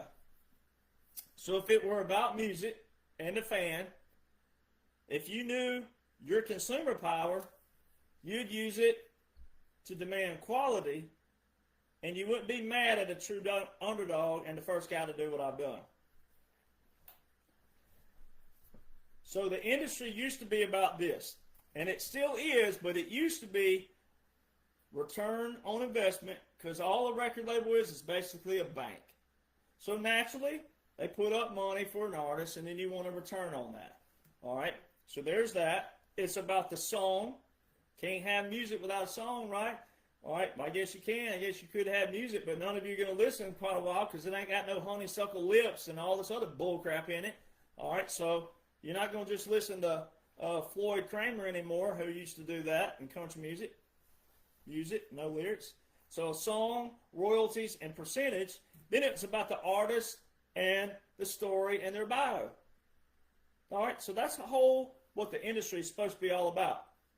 But all of a sudden, lyrics, looks, and social media have all of you up under those three forms. You don't love music because you love music. You just have gone on all these years. Your mom and daddy loved it, and it got passed down to you, but you didn't realize the system changed back here. You didn't realize what they're doing back here. So the illusion of choice, again, the illusion of control, psychological manipulation, the inverted totalitarianism, self-authoritarianism, and then also your managed democracy. I'm going to reiterate those again. All right? So now, same record labels and publishers, same chart, same publications, the same. Same everything. Hasn't changed. So that shows you your control. It shows you your capture and your control. And then, for the second portion, so you got your major record label, but someone like me, on average, it costs this. That didn't happen for us. This is our industry record. But on average, for all the artists that don't know this, if you got someone laying around with $750,000, then go for it. This is what you do. You go find a Billboard affiliated team. You give them $800,000 just to go over, just to be sure, and you do what Zach Top did. $750,000. All of you fans think Zach Top just came out of nowhere because he's talented and he can play a guitar and all. Yes, he's talented. Yes, he can play a guitar. Yes, he can sing. I don't know if he can write because he's writing with hit songwriters that are well established, been around for many, many years. So I don't know who's pulling those lines. I'm not in the room with them. But yes, all those are true. But how did he come from? Where did he come from? How did he get there? $750,000 for one song to go on the Billboard chart. as an independent. That's what happened. And he made it through. He's the lottery winner that made it through. Boom. But you out there, oh, real country music coming back. Oh, he's great. Blah, blah, blah. $750,000 for one song. And I can sit here and name multiple people that I know that you don't know that spent $500,000 you've never heard of. It's like riding down the road, rolling down the window, throwing $500,000 out the window because you're not getting it back. Because if you don't know them, how are they going to make the money back? How are they going to make it on streams? How are they going to make it on streams when they're 0.0033 cents per stream? Woo! Ugh. So it's very volatile. That's the squeeze, as they call it. Zach Top. So now I'm gonna go over some examples for you. Some people out there. So I've already done the Zach Top thing. So let's go to Lainey Wilson. I've written with Lainey Wilson a long time ago. Way back yonder. She was begging, boy, she was trying to get in every room she could. She was begging. Oh, I know if I just got one chance. And she did what? She signed a deal with the devil. She don't look anything like she did. Woo! Man, and she ain't no cowgirl. All that is to get you hooked, and they paint this picture, this facade, and oh, we can make her this. We can make her the modern day Loretta Lynn, and blah, blah, blah, blah, blah, blah. And you fans out there, just shoot, hook, line, and sinker, boy. Go on. Right? So, Lainey Wilson was riding with me and different people, right? One, none of these people, when they get signed, they never elevate. They never go back to their friend base that they were in. None. They automatically in with all the major record label artists. That's it. They can't. They won't let them go back to anybody. Why? If it was about talent, couldn't she bring up a couple of her friends on her team and have them riding with her and what she was doing for them to sign her? No, because it don't work like that. That ain't what she signed. She signed something else. She just wanted it so bad. I'll do anything. Lainey Wilson moved back to Monroe, Louisiana before she was signed. So why did she leave and quit Nashville and move back home? What about all the other females who were in Nashville at that moment? Why Lainey, who quit and moved back home? Oh. All right, here we go. Taylor Swift, Shabuzi, Beyonce. A lot of you patriots, you're going to load the comment box up. Oh, I hate them. They're this. All right. They're the same industry. Same billboard, same program directors, same major record labels. There's that chaos, and that's one of my quotes. Chaos plus division equals power acquisition. Bingo. They got you. If you're hating on them, then you're loving on someone else in the same system. If you're loving on them, right? If you're loving on Taylor or Beyonce or Shabuzi, you're probably hating on the others. There's very few of you who love them all. Data shows this. So there's your illusion of controlling your choice, because a lot of people out there, Garth Brooks, Taylor Swift, Beyonce, all that, oh, blah, blah, blah, blah. Same record labels, same billboard, same program directors, same publishers, same writers. Conglomerate, monopoly. They got you. Oh, here's the fun one. Oh, this one happened this week. Cody Jonhson, no relation. Thank God. All right, Cody Johnson's got a song called Till You Can't. All right, Till You Can't. First off, great song. Great written. It's different, but there's that right there. There's a prime example. The song, how can you fans hear that as a great song, but not hear some others out there as great songs? That's not major record label artists. I have some songs in that category. I've written with a lot of number one hit songwriters. We have some great songs we've written. So how come you can hear that is a great song, but you can't hear one of mine is a great song. How come I get, oh, your music's trash? And how's my music trash? I'm writing with the same hit writers, the Hall of Famers. My musicians on my albums are the same musicians that's played on for the last 50 years, #1 hits, the ones living. Vocal production, hit producer, hit songwriter. I mean, I have the same everything except for the money to compete. I have the same everything. So it shows your ignorance when you say that. So it's a great song till you can't, but Cody Jonhson didn't write it.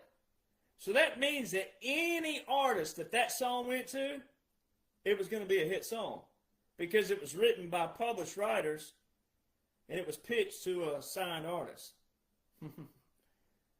So, you know, no matter how many dumb comments I would ever receive and hateful and negative, guess what? The dumber they are, the more hateful they are, the more ignorant you are. Because I still have Billboard hits, and I still have the record, and I still have the #1 book, no matter what. And that song proves it. It's a great song, but Cody didn't write it. And then also, it's a great song because it's surrounded by what? Duds. All of country music, it's a bunch of duds. So it's like the movie Shallow Hal. You ever go watch that movie and the guy's going like this? Look at this. All right? She's ugly. They're all ugly, right? Then they put it, look at that. She's hot, right? So that's what you fans are doing. You've heard so much garbage songs that this one great song, and it is a good song, ain't no doubt.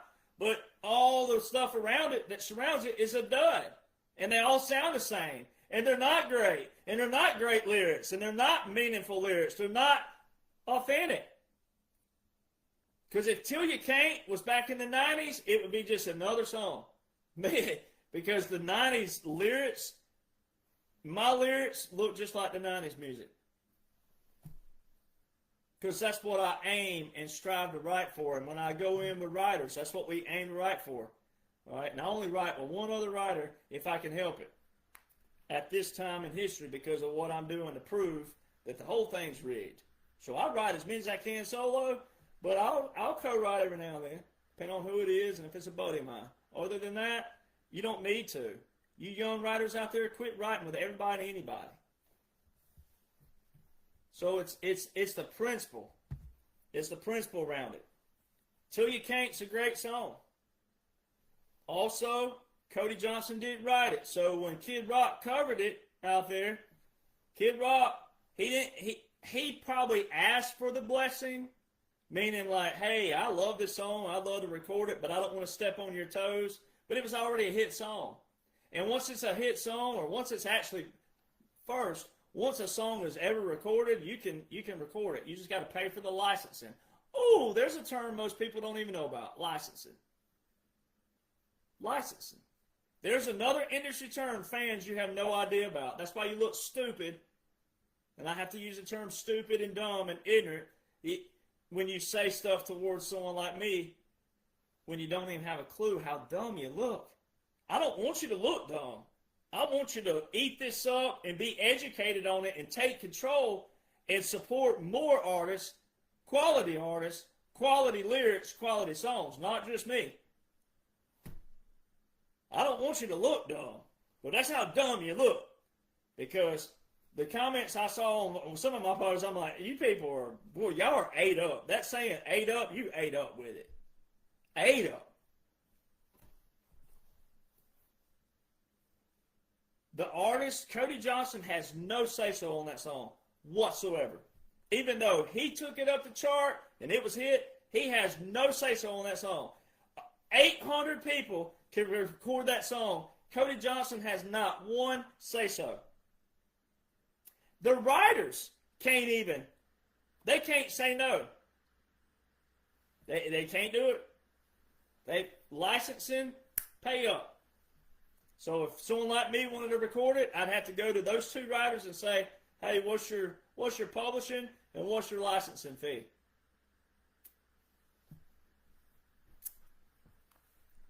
And you should want that anyway, because a song like I held you right on the tips of my fingers, but I let you slip right through my hand. That song by Bill Anderson, Whispering Bill, that song's been recorded by over 800 artists. So think about 800 times, let's say $50 a year for 50 years. Adds up, don't it? Yeah. And that's actually depending on how many units are sold. All right, Oliver Anthony, another great one. Shows how people are hypocrites. So the dude comes out, looks like a, you know what, a mongoloid out there in overalls in a field in his little overalls, making you all think that this guy, he's a poor boy, country boy from West Virginia. He's probably married to his sister, but that's okay for right now because I love this song. You know, and all of a sudden, he's singing a song, the debut song, Rich Men North of Richmond. Rich Men North of Richmond. That would be Washington, D.C. He's talking about the men in suits, D.C., the swamp, Congress. And you all, hey, blew it up. And somebody I knew at the time, hey, don't. It was someone outside of country music, nothing to do with country music. Hey, don't roast him. Like, this is good for the people. The people are, oh, this is blue collar, and it's giving them something. I'm like, he's a hypocrite. Why would I not? This is what people need to see. What you're supporting is hypocrisy at its finest. His blow-up song, Rich Men North of Richmond. So it's supposed to be a song calling out men in suits from a blue-collar boy. And all the people going, oh, I got to support this young man, blah, blah. Go to uspto.gov, type in Oliver Anthony music. J. Rogers Lunsford. Go look up Rich Uncle from Atlanta, who's worked with Outkast, Dolly Parton. And how come, oh, the poor boy, he got on Joe Rogan because he's a poor boy singing a song about poor people and the blue-collar people and calling out rich men. He got on Joe Rogan because his uncle worked with Joe Rogan. His rich uncle, who's a lawyer. You hypocrites. Luke Combs. Oh, this dude. He looks like the dude who joins a fraternity because he can't get laid.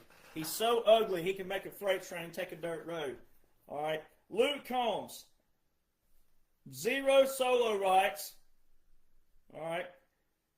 So his first hits were all with big hit writers. All right. All these people. So then there's that. But this is the best one. So he grows up in North Carolina. All right. And in 2015, he is in a music video with a redneck named Upchurch, all right, and they've got a massive rebel flag. In 2015, massive rebel flag behind him, which has nothing to do with slavery whatsoever, nothing, not one iota to do with slavery, all right. It has everything to do with the Southern Confederacy, all right. So people need to stop apologizing for that flag and get over it, all right, because there's nothing wrong with that flag. All right, it shows people's IQs and trying to connect a flag to some form of punishment and torture and all this other stuff. That's a whole other topic. But the dude grows up in North Carolina, which, I mean, back in the day was Southern, not so much anymore. Some parts of it, yes, but it's changed a lot. So the dude grows up over there, has a rebel flag on his guitar growing up, all right? Music video with Upchurch, massive rebel flag. And then all of a sudden, after his big hits, all these woke DEI artists, Maren Morris being one of those, and a lot of these others started ridiculing, and it grew out there, and it made publicity. And Luke Combs did what? 5 years after it, 4 or 5 years, he did what? Apologize. Put a formal apology. I didn't know that this flag brought so much oppression to people. Blah, blah, blah, blah. My foot. You didn't know. Oh, I didn't know.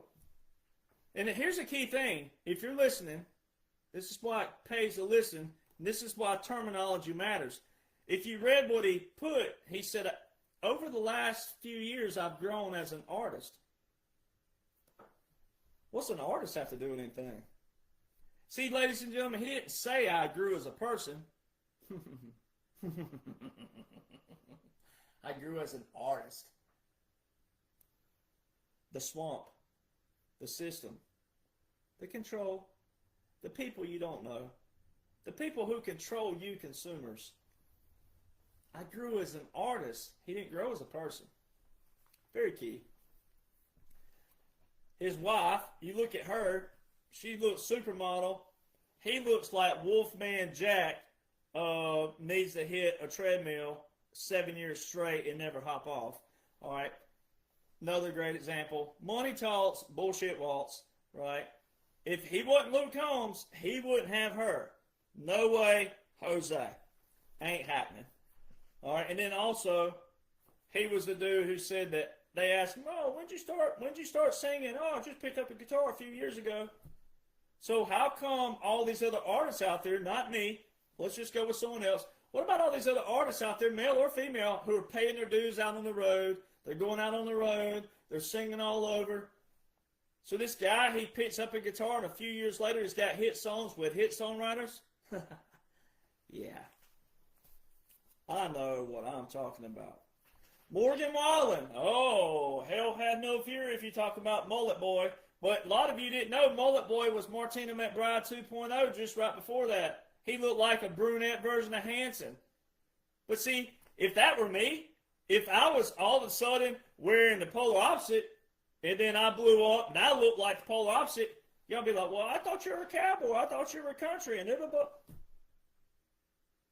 And all the people who follow Morgan Wallen, the most of them, this is what they are. Southern rednecks, Southern country folks, right? They're wearing their little, Southern folks know what I'm talking about. You got your little ball cap with the little duck on it. You got a certain kind of t-shirt, you know, it's got the little pocket on the front. You got your little shorts, right? They almost look like booty shorts, but they're not, because you say they're fisherman shorts or Columbia, and you got your little Sperry's on or some kind of something like that.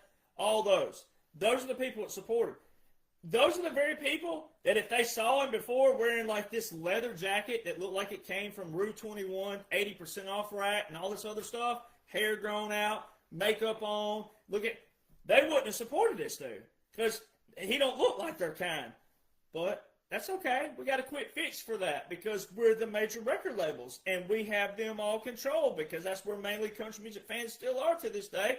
All we got to do is put a mullet on you. You're from Tennessee. We'll say that right there. You're from a small town out there near Knoxville. And you can put your little mullet on there. Go real extreme. Go super extreme. Go mullet extreme. All right, look like Billy Ray Cyrus. Spit something out of his left testicle, and you're it. Right? So, bingo. You're in the game. Here you go, mullet boy.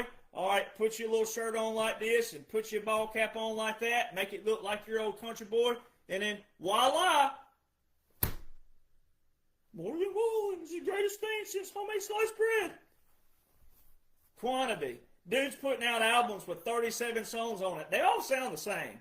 All you got to do is if there was a way to skip from one song to the next, they all sound the same. They're not good lyrics whatsoever. All right. It's just, and it's catering to a certain demographic. If you're 35 and older listening to Morgan Wallen, you have some serious issues. You're in trouble. It's a publicity stunt. All these publicity stunts, him dropping the N-word and all these other things, publicity stunt. But then the other stuff wasn't. Throwing a chair off a bar, is that who you want your kids to look up to? You're a hypocrite if you do. The chair could have hit somebody, could have killed somebody, could have been serious. Is this who you want your children to idolize? A dude who was not authentic? Looked like Martina McBride 2.0. All of a sudden's a redneck. All right. He's dropping the N-word. Slang. Sounds like white trash. He sounds like the white, what we used to call the, well, I won't say the word, but he looks like white trash. Right? Trailer Park Boy. And all of a sudden, you know, he's the greatest thing. So, whew. Man, That's what you want your kids to look up to? Then all these fans out there, though, you'll take up for them. See, I do this on purpose to get them all riled up because there's probably some in the comment box taking up for him. That's great. Take up for him. He's, again, zero authenticity. All right. But I say that to show you this is Billboard. You say he was shunned. He was an outlaw. No, he's not. If he was an outlaw, he'd have told what I'm telling. He'd have said, you know what? I don't need you. I have a fan base. They love me, even though I'm a hypocrite and I'm not. I have zero authenticity. But all he had to do was in those arenas that he was selling out, that you thought he was selling out without being able to be nominated for this and nominated for that. And they're all, how does he have Billboard hits? See, because you don't know how Billboard works. Those of you taking up for Morgan Wallen, you don't know how Billboard works. Billboard is the key system. So you're all out there sharing that he had the most Billboard hits this year. Program directors, they're more woke than the CMAs. They're more DEI than the ACMs. And the ACMs and CMAs are organizations, and they're a lot smaller than the program directors. See, you're a hypocrite and don't know how you're a hypocrite. And that's the sad part. But when you get in the comments, or through my life, say what you said to me in the last 10 years, right? Then you deserve to be called a hypocrite. You deserve to be called that, especially if you get in the comment box and look atrocious, because you don't want to listen. He's not an outlaw. Outlaws don't issue apologies. Johnny Cash didn't apologize. Waylon Jennings dang sure didn't apologize. So outlaws don't issue apologies. Mr. Morgan has issued apologies. You don't issue an apology. Luke Combs, apology. You don't issue. That's showing you he's playing the system. They created these publicity stunts. They created all this publicity because they know they have you captured and controlled because you're taking up for him. My point proven. Megan Maroney, same thing. They named her Songwriter of the Year for a certain organization. Songwriter of the Year. She's never solo written a song. Everybody she's co-writing with, hit songwriters. Multiple hit songwriters. Each song, multiple hit songwriters. She shouldn't be Songwriter of the Year whatsoever. But see, there's another great example of fans who go, oh, she's a songwriter too? Oh, man. And don't even go look at the discography. Don't even know that all the writers she's in there with, they write daily, weekly, monthly, yearly. 5-10 songs a day. They pick the best ones out of that. So that's like taking water balloon and putting paint in it, throwing it up against the wall. Whichever sticks, that's the one we're getting. It's cookie cutter. It's not authentic. Nothing about it. Jelly Roll. Jelly Roll Jesus. Oh, boy. I'm going to really get roasted for this one. But I don't care. Oh, Jelly Roll Jesus. Oh, can do no wrong. Holier than thou, Jelly Roll Jesus. Boy, that was a show he put on. They might as well give him the Emmy, the Golden Globe, the Oscar, and everything else he can get. I mean, go ahead and give it to him. I just want to thank my Jesus, Lord and Jesus, Savior, Jesus Christ, Jesus, Jesus, Jesus, Jesus, Jesus. Now, the wrong person hear that, you think that I'm an atheist or something like that. I'm not. I ain't having it.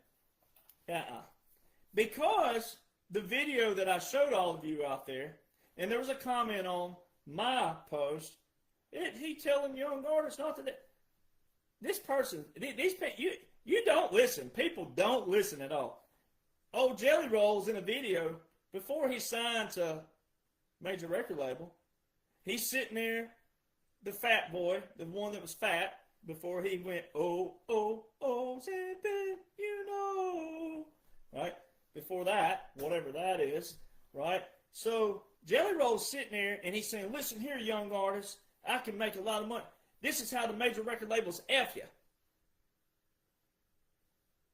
I know a lot of Christians don't even like the F word. I know people who don't even like me saying D or S or some of those. Are you going to hell for saying that? Well, if I'm going to hell for saying damn or the others,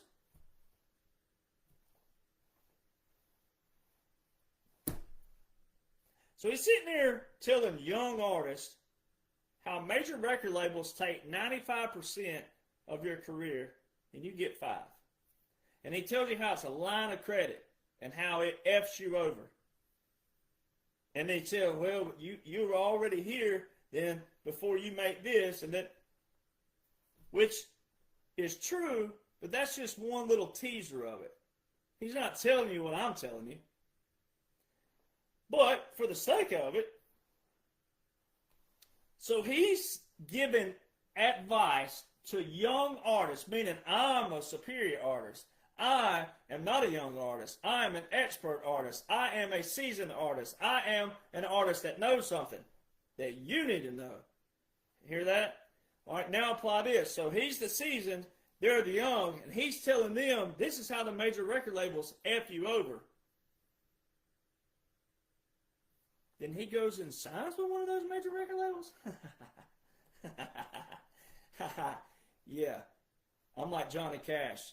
I'm this close to giving that bird. Y'all can sit on this and rotate. All of you holier than owls out there. My God have mercy. So the difference in major record label artists before Murder on Music Row, the songs were heavy on life, faith, God, Jesus, honky tonks, but the drinking songs were not promoting drunk. They were not promoting drugs. They weren't promoting sex, weed, cocaine, cheating, and divorce. There's a huge difference in a song that grips your heart, that was real and what the person did go through, versus writing a song that promotes those. Those major record label artists, though, back in the day, were sung by 30-plus-year-olds who had lived life, and majority of those had resumes outside of music, long resumes. Let me show you an example. I've already named one of them, Dave Gibson. Dave Gibson got his first record deal at 47 years old. 47 years old. Great songwriter. Heck of a singer.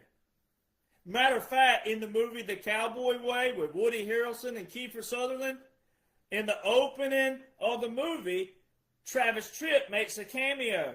Very quick, just briefly in the front of the movie. During the time period he makes a cameo, the song Mamas Don't Let Your Babies Grow Up to Be Cowboys was playing in the background. And it sounds just like Travis Tritt, that so many people thought that was Travis Tritt because he made this quick cameo when that song was playing. Dave Gibson, the Gibson Miller Band. Dave Gibson could sing his rear end off, and I'm, hey, forever on my resume, worked with Dave Gibson, the Gibson Miller Band, produced by Doug Jonhson. Vern Gosdin, Alabama boy. Vern Gosdin, he wrote most of his songs as well, and co-wrote a lot, but he wrote a lot of his. Vern Gosdin, Woodland, Alabama, Alabama boy. Vern Gosdin signed, he was the oldest to sign a record deal, 51 years old, ladies and gentlemen, 51. That's when country music was about the song, the artist, the resume, the life, the lifestyle. Vern Gosdin, this ain't my first rodeo. I can tell by the way you dance, you gonna love me tonight. Who are you gonna blame it on this time? That's my favorite song by him. Go listen to the lyrics of those. That's what real country music sounds like. And I have a lot that I've written by myself and also with others. That's what lyrics are supposed to sound like. That's what real country music is. And to show you that real country music fans, where you tripped up, Brett Eldridge. Go look up a song called She Calls Me Raymond. That song only went to like top 20.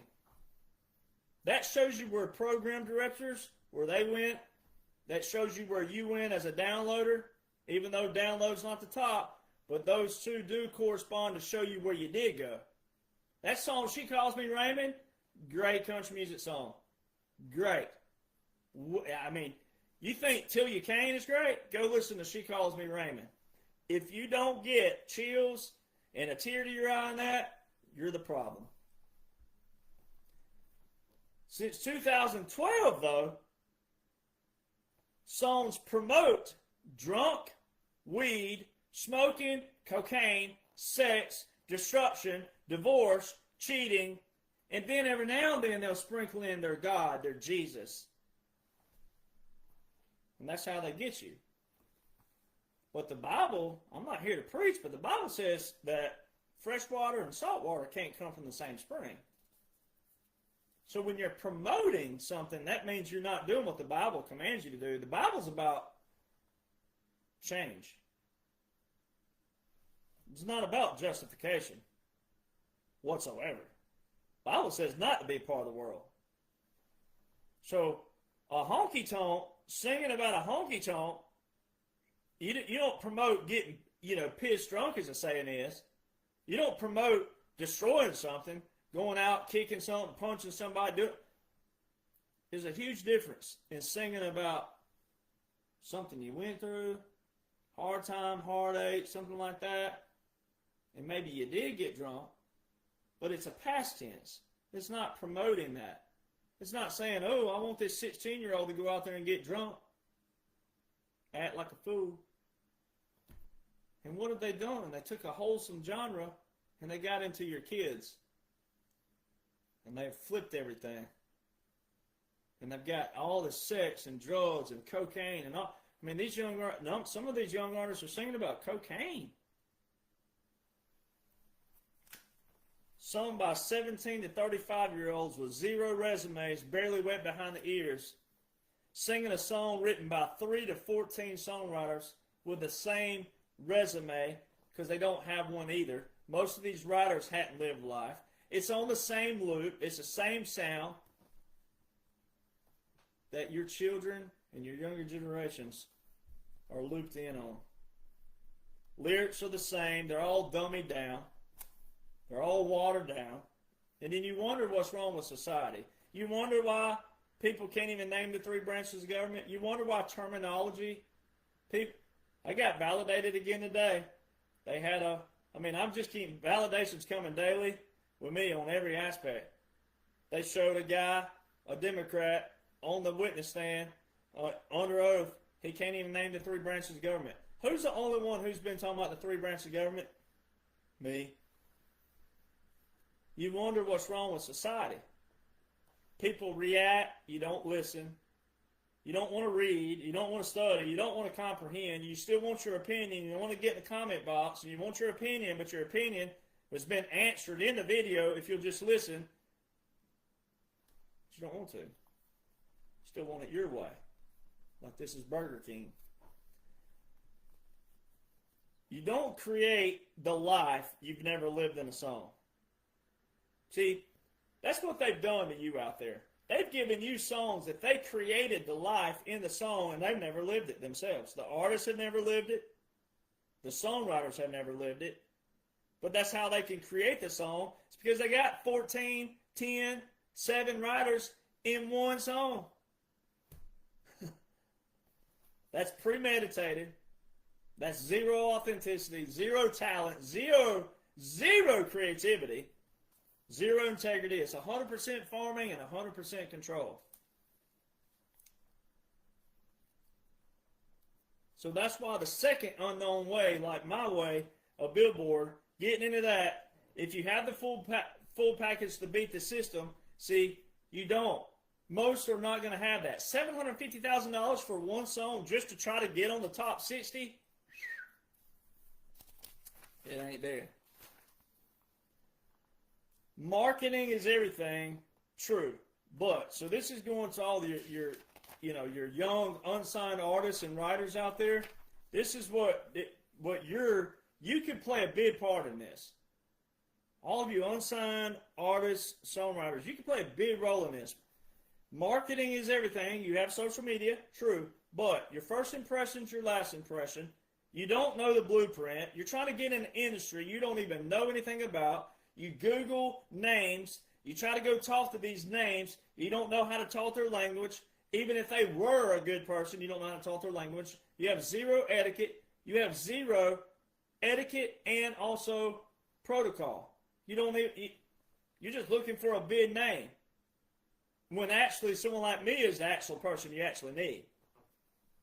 You pick up niblets here and you niblets there, niblets here. It's like a cart before the horse.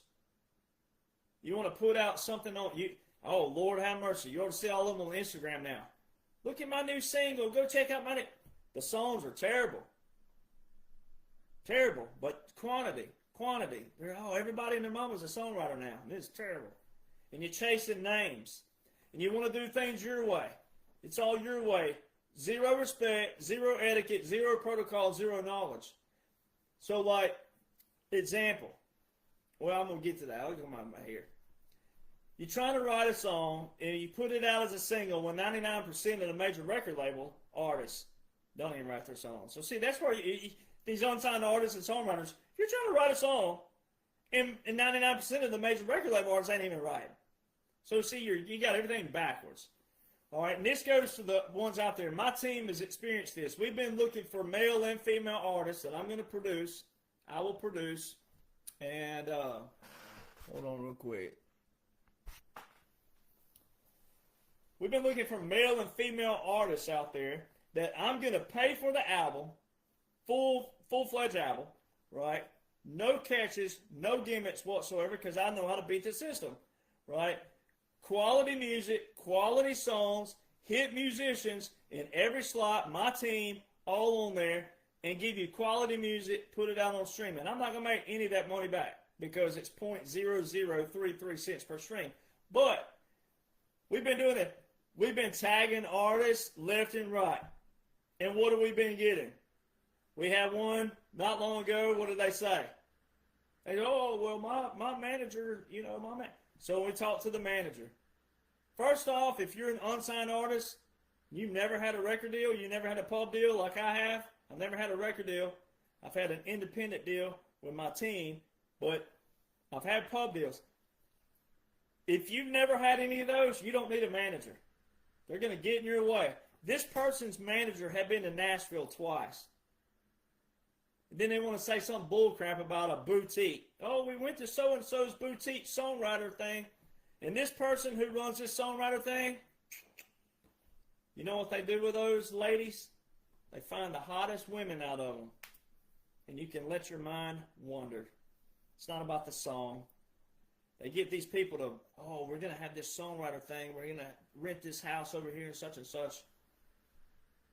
They don't teach you anything. They don't teach you anything. They're just giving you like a little niblet to keep you coming back. Hansel and Gretel. Hansel and Gretel. Here's your crumb. Come on, running back. This person dropped that. Shows they did not do any research on me whatsoever.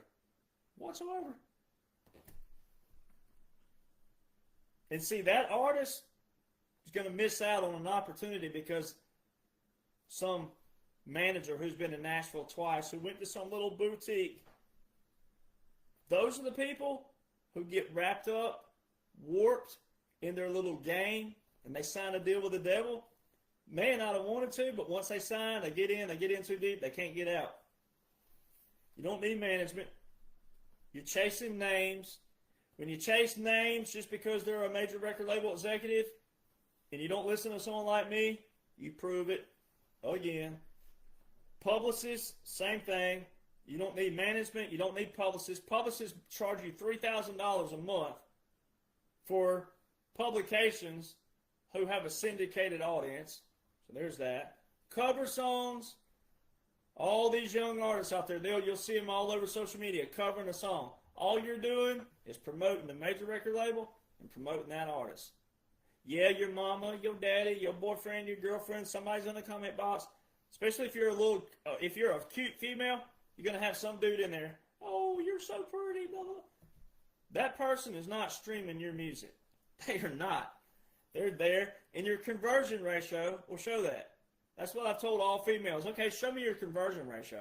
How many of these liking your picture in your bikini are going over streaming your music? How many of these streams are bots that you paid for in Russia? They're not natural streams. When you go to my Spotify, it's terrible.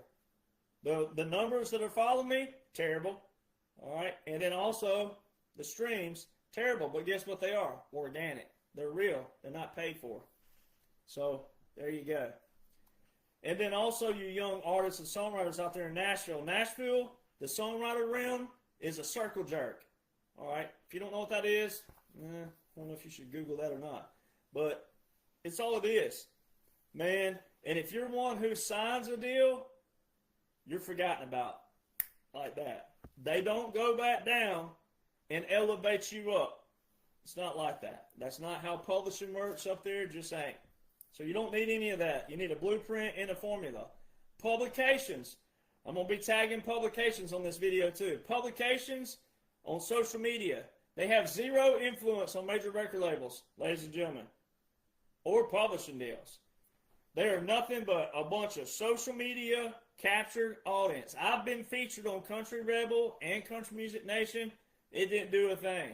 Don't do a thing. They got a syndicated audience who don't leave their page. It's terrible.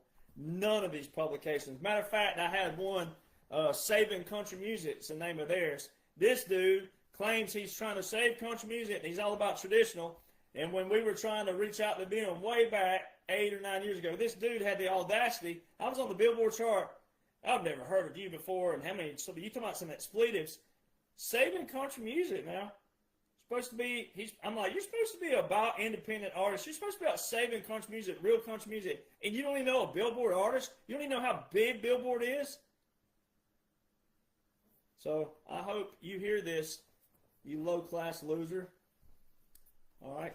Labels love free publicity. So see all these publications out there, like Saving Country Music, his brown-nosing, you know what, all the major record labels, artists, free publicity. If there's 1 million publications out there, the major record labels love it because they're doing what? Promoting all of their signed, controlled artists. And you, the fan out there, are keeping them going. So this is like the finale here. So I'm going to start it. You are all under the illusion of choice, control, and psychological manipulation. Same thing again with the way that no one knows that you can have a Billboard hit. The way I did it, that's big. If you knew how big Billboard was, and if you knew and listened to this over and over again, let it sink in what you truly are supporting, you realize how big it is for me to go in, beat the system with peanuts, be the first artist to ever blow up outside of that with social media, and then expose the whole system. I'm the only one, ever. Ricky Van Shelton didn't do it again. David Lee Murphy. There's a bunch of people who could have done it. They didn't do it. And they didn't even have social media back then when they were being dropped from their deals. Done wrong, cut out.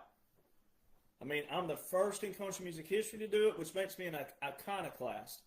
You might want to go Google the term iconoclast. All the lawyers I know call me an iconoclast, which is pretty cool to have lawyers call you that. So, an industry that was originally based on royalty should want what? They should want an artist and a writer with more percentage, which means not only is it talent, but it's more percentages. Instead, they do what? They prove control of the totalitarianism. Gonna get it right? And then all the others that I named. They prove it. 3 to 14 songwriters per song. Every song. Per song and every song on the whole records means you're captured. It means the definition of all. Meaning that everything from top to bottom means you're captured. And they can keep doing this because you don't care.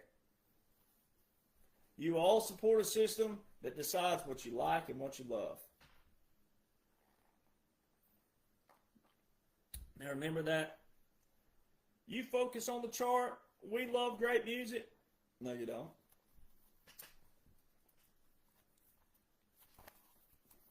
All right, so again, I've got the same. It's the same chart, same musicians, same songwriters, and then I've worked on Music Row with major hit artists, major hit songwriters, major producers. I've been there, done that. All right, so let me work my way on through here. Here's the biggest thing, and they knew that you wouldn't believe someone like me, because this week you had to have a Super Bowl and you had to have conservative artists, and then you had to have liberal artists, which shows you what? Division. And then it created chaos to the people who thought it was chaos. You were over here, oh, Kid Rock, Bad Bunny, Kid Rock, Kid Rock. You prove whichever side you're on, or even if you're in the middle, but you're still talking about one of them, you're captured and you're controlled. Now, there's an operation taking place that I show that everybody knows, obviously, 45-47 for all you newbies out there, all right, that are my #1 best-selling books as well. So there are part 1, part 2 series. The Midnight Rider Rides Again on the 45-47. They're in their own category as well. Timestamp. No, they're the only books that talk about what I talk about. And I'm the creator of them. I'm the originator. I didn't regurgitate anything. This is all intellectual property. All my thought process, put it all together for you. Every aspect of country music and what's going on with government and military, which is bigger, but this is part of it. It all ties in. And when you read those definitions again and you really listen to this video over and over and over and over again, it's not difficult. I have broken down every aspect of the system and how it works. But you're captured and controlled. And I'm going to show you how you flip that and how you take the power back into your hands as the consumer, and then you flip it on them. That's what you want to do, is you want to reverse it. So it's a psychological manipulation where you want to reverse that. So it's called a counter psychological manipulation. You say, hey, you want to manipulate me? Hey, I don't have to manipulate you, but I can hurt you where it counts. I'll just do this, this, and this. And then you flip that. And it won't take long, but you have to sacrifice something. If you think you're a patriot, if you think you care, and if you have any spine, any backbone, any integrity, then you would see the bigger picture is that it's going to be a little bit of time of sacrifice for flipping it and bringing back real quality, real talent on both sides of the aisle, right? Meaning, all right, if it's country, or if there's a little bit in there, it's all right. You know, I like rock and roll, so I love rock and roll. So there's that. You know, I'm not saying it's just got to be hardcore, you know, twangy, whatever. I love that and personally think that that is real country music. But, you know, I love Hank Williams Jr. too, and he brings in a lot of rock and roll. So there's that. So they knew you wouldn't listen to someone like me.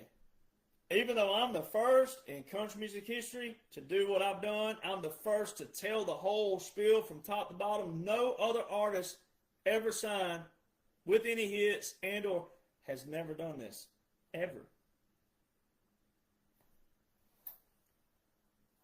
And they also knew that the people out there in the mainstream, not so much patriots, but the mainstream that I'm trying to really get to, which is why I'm talking the way I'm talking. I'm not talking to you, the patriots, a whole lot. I'm talking to the ones we need to get to.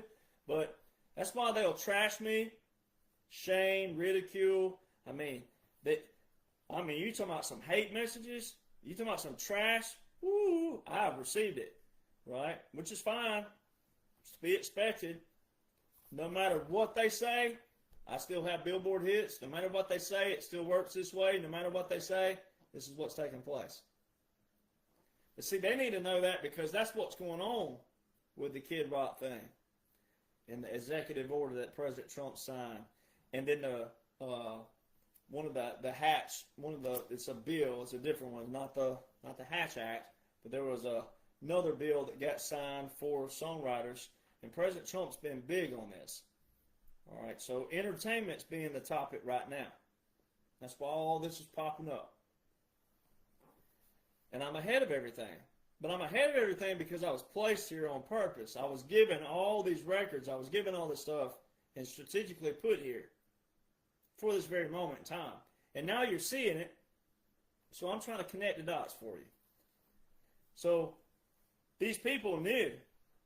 They know. So they knew you wouldn't listen to me. That was their psychological manipulation all these years. If they ever thought someone would leave the industry, which it could have been someone bigger, but someone bigger wouldn't do it because they're all tied in. They're not going to rock the cradle. But they also knew you would trash me and ridicule and mock. They knew that because that's part of their control. But I'm the true underdog. I am the true iconoclast. I'm the true one. So it's the same thing with DC. So here's how this all ties in. Now watch this. So major record labels, you can't name them. You can't even tell who your favorite artist is signed by. You don't know the publishers. You don't know most of these artists don't even write their own songs. You don't know that there's 3 to 14 songwriters per song, each song, every album. You don't know there's a Billboard chart and a radio process that ties into the sponsors and the big money endorsements and sponsors that's behind all these artists before it gets to your downloads, before it gets to your streams. All that's going on before it ever gets to you. And then you're given this buffet of artists that you never heard before, but because it's a top 20 Billboard and it was on your top playlist and you're seeing them at concerts with your other favorite artists, got you. But you didn't discover that artist. In your mind, you discovered it because you had never heard them before. That's not discovery. That's not discovery at all. That's the capture and control. Here's your buffet. Here's your predetermined music list. You don't have to like so-and-so. You might like this so-and-so, but you don't have to like this so-and-so. You might like, but they're still in the same system. Given to you by the same people. That's the same labels they've always been all these years. So why is the barrier to entry? Why is it like it is? How come only these labels are the only ones that's been around? How come it's the only ones? So see, you support a system. You don't know the companies. You don't know the people. You don't know who they are, what they're doing, how it works, how it functions, how it operates. Hypocrisy much? Doesn't that sound like what you did with the swamp? Doesn't that sound like all of you who said, oh, that's what Congress gets paid to do. It'll just work itself out. Aren't you the same people who said that, but they'll turn, whine and complain about D.C., whine and complain about politicians, whine and complain about policy, whine and complain about certain things, but you can't even name the 3 branches of government? Hypocrisy much? Same thing. Same as that thing. So let me go back and let's read this one more time. Managed democracy. This is the most direct political application of illusion of choice. Now that you know what illusion of choice is, now apply this. In a managed democracy, the government holds regular elections. So that would be major record label holds all your artists. It has a constitution, which means a system, and maintains the appearance of a republic. So it will maintain the appearance that you discovered, the artists that you love. How it works. The state uses soft power to control the outcome before anyone even votes. So, there's your Billboard system. Before it, you downloaded, before you streamed it, it went through the Billboard system that made this person bigger. Then it got to you. This includes controlling the media. Oh, there's your program directors. There you go. Disqualifying strong opposition candidates on technicalities. Me. Or using state resources to ensure the incumbent wins. Ooh, there's all your endorsers. There's your sponsors. There's your back table good old boy. Here you go down here. Give me this, slide this right here. And we'll make sure he gets up here. Psychological effect. Citizens feel they have participated in a democratic process. So you feel like you did because you all of a sudden have a new artist and new music, and a song may say this about your mom or your daddy or whatever, and oh, I love this. So you feel like you participated which produces the likelihood of a revolt, because you don't know about what I told you until you do know about it. So you don't revolt and do what you should do, even though the winner was decided long before the polls opened. So long before the song got on your playlist, long before it tickled your little fancy, it went through this system that I'm talking about with major record labels who don't have competition. They're the same ones. Publishers, same thing. 3 to 14 songwriters on each song, every album. It's all prefabricated. No creativity, no anything, nothing. It's just cookie cutter because they know they got you. They know you're not going to revolt because you don't want to. You're lazy, you're complacent, right? Well, I don't know. It's so big. How will we ever make an impact? Because it takes one. You ever try that? Start with one. That's just a managed democracy. If you go back and read all the others, inverted totalitarianism, it says right here how it works. Unlike classical, where a leader demands loyalty via fear, meaning using fear, inverted keeps the population passive, just appeased, right? Through consumerism, meaning you're the consumer, so you're purchasing, but you don't know what you're purchasing because you don't know the system. Endless entertainment. Oh, there's Morgan Wallen, 37 songs on an album. No more 10 like George Strait or Garth Brooks. Nope, 37. 40. Post Malone said, oh, we got a new album coming out. It's going to be 40-something songs. There's your 3 to 14 songwriters every single day, all day, every day, writing songs they never lived a life of. How can they? They're barely wet behind the ears. Look at how old they are.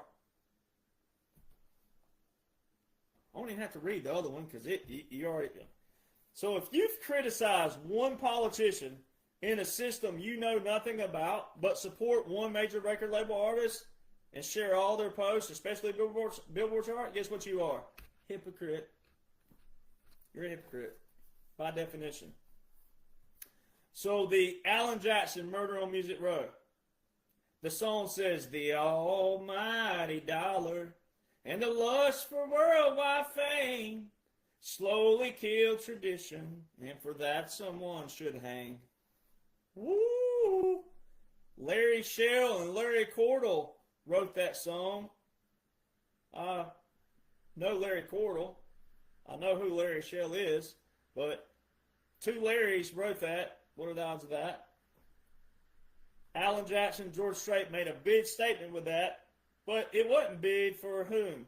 You, the fan. Because you just thought, oh, they're talking about steel guitars and fiddles. No, Murder on Music Row. Music Row is the famous Music Row where everything went down all those years. Songwriters, publishing houses, and they were all in little tiny houses. They weren't in big buildings. And they've done destroyed all of Music Row. They've done torn down just about every iconic building that I've ever worked in and been in and out of. Even George Strait's publishing company is gone. I used to go in there all the time and write at George Strait's publishing company. Muy bueno. It's gone. The almighty dollar and the lust for worldwide fame slowly killed tradition, and for that someone should hang. Well, they all say not guilty, but the evidence will show murder's been committed down on Music Row. Woke DEI people who say country music is a story. Those are the people who have hijacked the system. And they have you captured by the illusion of choice, illusion of control, psychological manipulation, and it all ties into the deep state because of all these major record labels. When you go to a rodeo, when you go to a football game, basketball game, when you go to anything, that song you hear playing and that soundtrack, all part of their system. You could write the most awesome football song, the most awesome rodeo song. I have a song called Just La Do It. Garth Brooks has a brand he wears, Just La Do It. He's never written a song called Just La Do It. Why not? I wrote a perfect one. You think the rodeo plays it? No, they sure don't. They'll play some ghetto bullcrap rap before they'll play that, because why? I'm not in their System. I'm not in that major record label. System.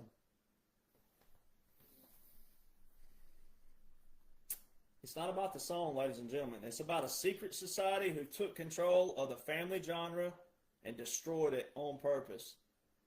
They did exactly what they were seeking. What does the Bible say? That the devil's out to what? He is out to steal, kill, destroy. This is why law puts things in a sequence or in certain terminology on purpose. The Bible that was God-inspired, that was written on purpose that way. Steal, kill, destroy. The devil don't want to. Why would he kill something that ain't worth stealing? So see, it's got to be worth stealing first. Then he'll get in there and kill it and destroy it. And every one of you country music fans, you're part of it. There's no other way to slice that pie. You're part of it. Because you have never had any curiosity of, why do I keep supporting this? And where do these people come from? How does this process work? Same thing with DC. So you're in part to blame. You got to go in the mirror and be like, I'll let this happen. Own it. Take control of it. And say, how do I become a part of this? What can I do? That's what you got to do. Because the same thing happened in DC. You allowed it. Validation came this past week. I've had multiple validations that my people, my team's like, golly, it's just left and right. Because I'm the only one that's talked about it. The only, out of all the moving lips out there. Mr. Smith Goes to Washington, that movie. Highly recommend watching it. President Trump just shared that this week. Jimmy Stewart, legendary actor, way back in the 1930s, was trying to show people via movie, because people were all of a sudden, movies were popular, and they were just now getting sound. They weren't in color yet, but they were growing. That industry was starting to grow, and he was trying to show people then that, hey, this is how DC works.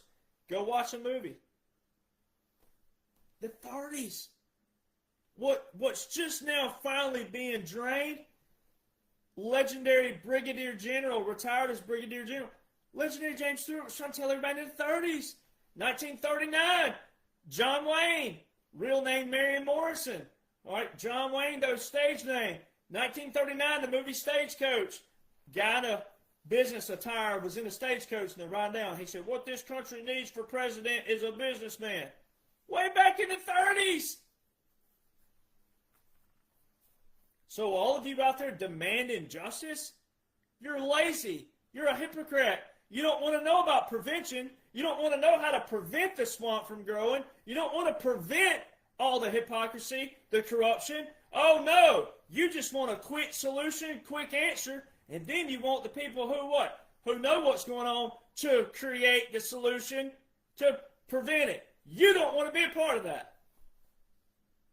That means you're lazy. That means you're complacent. That means you're a hypocrite. It means you're a bigot. It means you're every one of those if you take that stance. Country music is supposed to be about the song and the artist who's lived the life. What they're singing with passion and heart. Not smoke and lights and jumping around. Pure country. George Strait, his movie. Remember the scene where he said no smoke, no lights? You think anybody would buy that?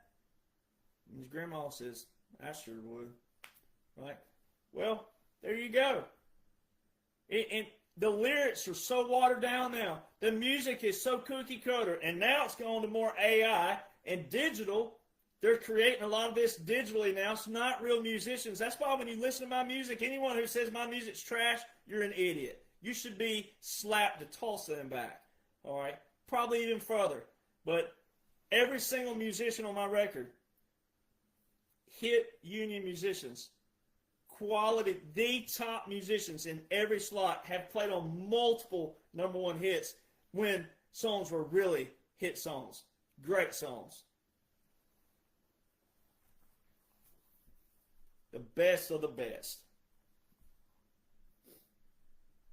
So all the major record labels would have to do, or the publishers would say, hey, All right, all of you major record label artists, no more songs being pitched to you. Write your own. No co-writers. Let's see what you got as a solo. Guess what would happen? Because it's not already there. None of it's already there. It's not even already there. You know why? Because they don't have to. Because fans, quote unquote fans. So the principle is this.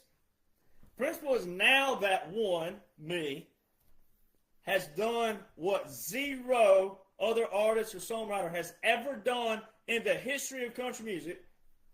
On the top chart, their follow the money chart, who knows the chronological formula to the whole system with my team and my setup that proves it is not about talent whatsoever. You are the consumer at the end of the day. You do have the ultimate control. You just didn't maybe realize that. And if you are a good fan out there and you're a good person, then I'll apologize to you for calling, having to use the terms dumb and stupid and ignorant and lazy and complacent if you're someone who wants to take control. But if you don't, you're still in that category. There ain't no other way to slice the pie. Because, again, if you can listen to someone who is a true underdog that went in there with beat the system with peanuts, nowhere, we didn't even get even over 50 grand. Zap top, $750,000. I can name many people who spent 500 grand who didn't even chart. $500,000. Go.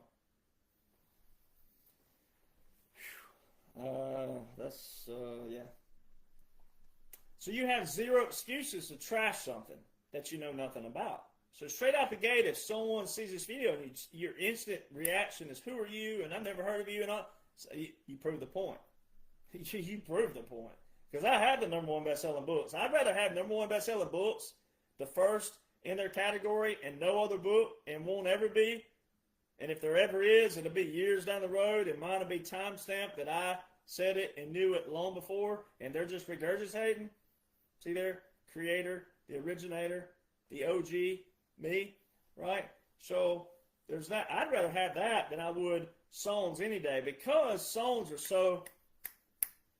Yep, Morgan Wallen, 37 songs, 1 album. Post Malone, 40-something songs, whatever it's going to be. Songs are just come and go now. They're not there. And anybody who's ever written a song, it's hard to write a song. It's hard. It's hard. As I say, it's hard. It's easy for me to write because I love it. But it's hard to write a great song. Everything has to come together. The melody, the lyrics, everything. The idea, what you're saying, how you say it. It's not as easy as it looks. Or everybody would do it. Everybody would have a great song. But you have no excuses, and you shouldn't be mad at someone. You should be mad at someone who's an underdog, who beat the system really bad. And if you learn that, yep, it's $800,000 on average, and we only spent this amount, you'd be like, dang, that's awesome.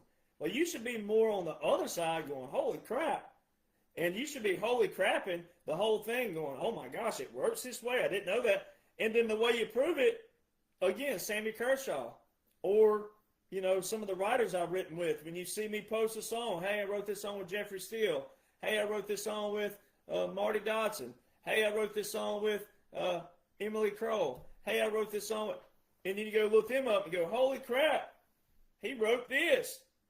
I've written with Casey Beathard. Holy crap, he wrote #1 hits, Don't Blink, Kenny Chesney.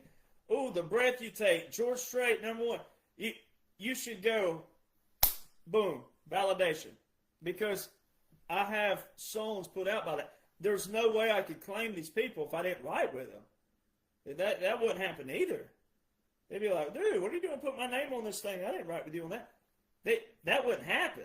So when you see my name and I show all this, that shows you that I've been there, done that, but I'm the first to do what I've done and doing what I'm doing. And therefore, because I'm all of those and all of those entities that go together, then the #1 best-selling book that shows you that this is one, how you're captured and controlled, But here's what you're captured and controlled by. Those three forms of quote-unquote government that you've heard, and then the illusion of choice and illusion of control and manipulated psychology, right? Psychological manipulation. It is deep state all the way. Swamp, it's the same thing, but that's their entertainment form. And then they have layers of entertainment. They have sports, right? They have all these things that they all tie in. And we're just now getting to those. That's why Kid Rock and all this Bad Bunny and the first time ever we had 2 Super Bowl halftime. All this is on purpose. It's the line in the sand. Pick your side of the line, right? Well, all this has already been predetermined, right, on that portion, because this is part of the 45-47 draining the swamp, and this is the portion that we're just now to. We've already been through the worst. That shows you we're at entertainment now. So we've been through the worst. But you should know that. You should want to know that. And then you should go instantly unfollow all these artists. You should unfollow all of them, especially the ones I called out. You should unfollow them. Be like, oh, they're a hypocrite. Why would you want to follow someone that supports someone who said, oh, labels F you over? Then he went and signed with one of them. That's a hypocrite. Rich man north of Richmond.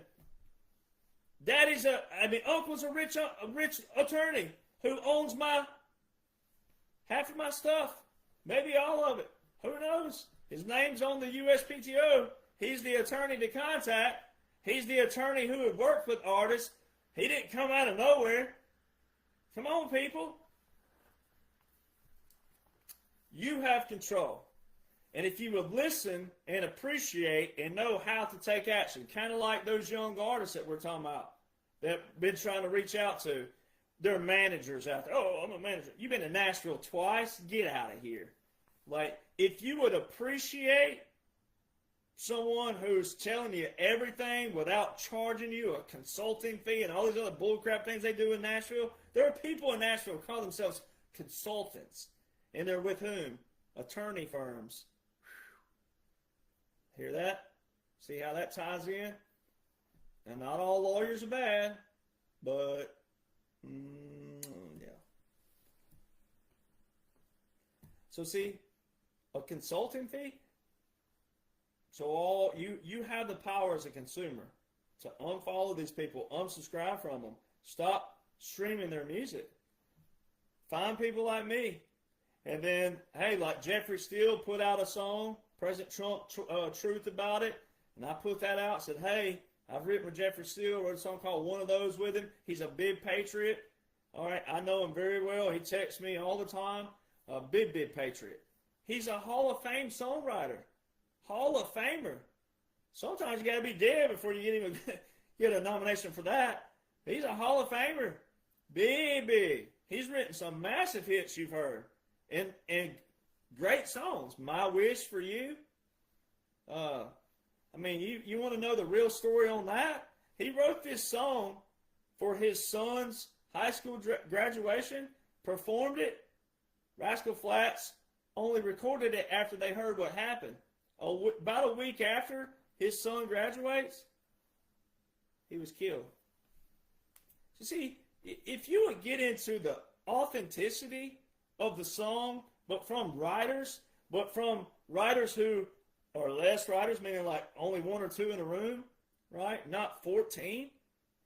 And then listen to the lyrics, the quality of lyrics, the double and triple meanings. So it shows you what people are into out there. Poetry. You don't even read poetry anymore.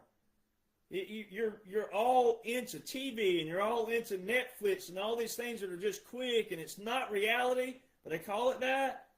They have dummied down your thinking. They've dummied down your intellect. They've dummied down every aspect of your life and every entity.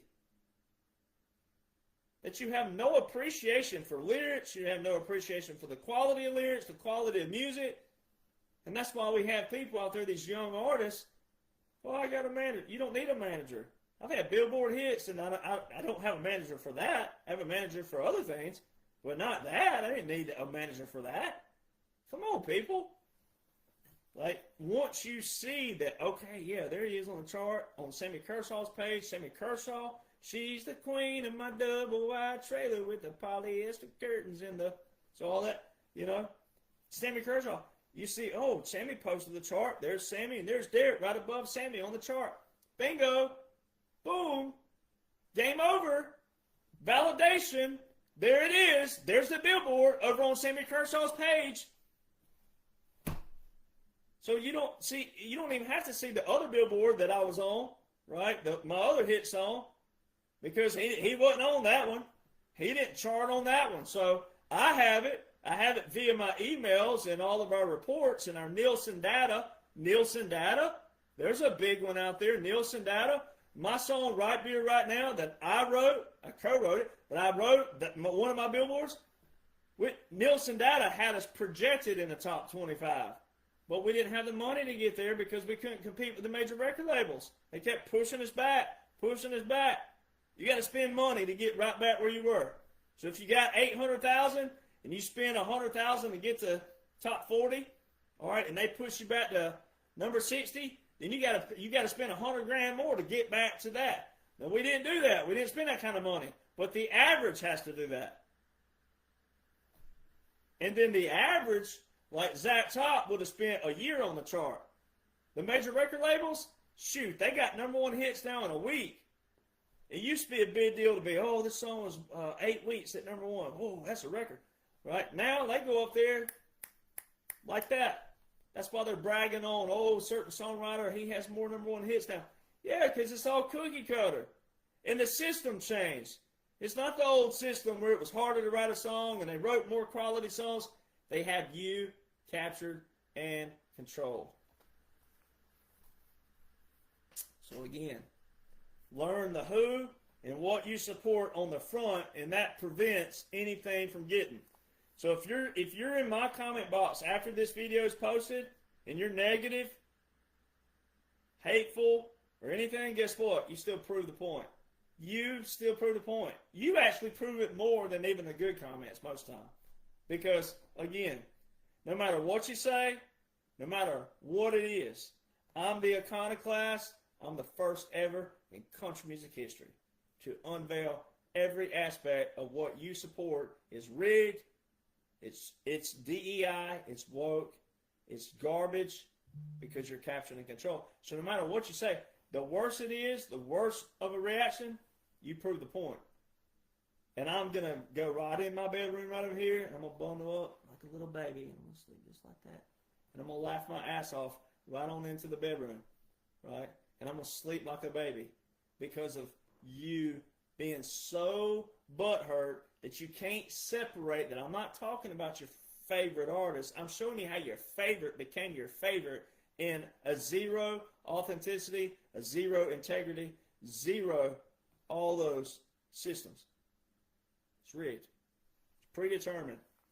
And you just sit there and hook, line, sinker think that you're part of it, and you're not.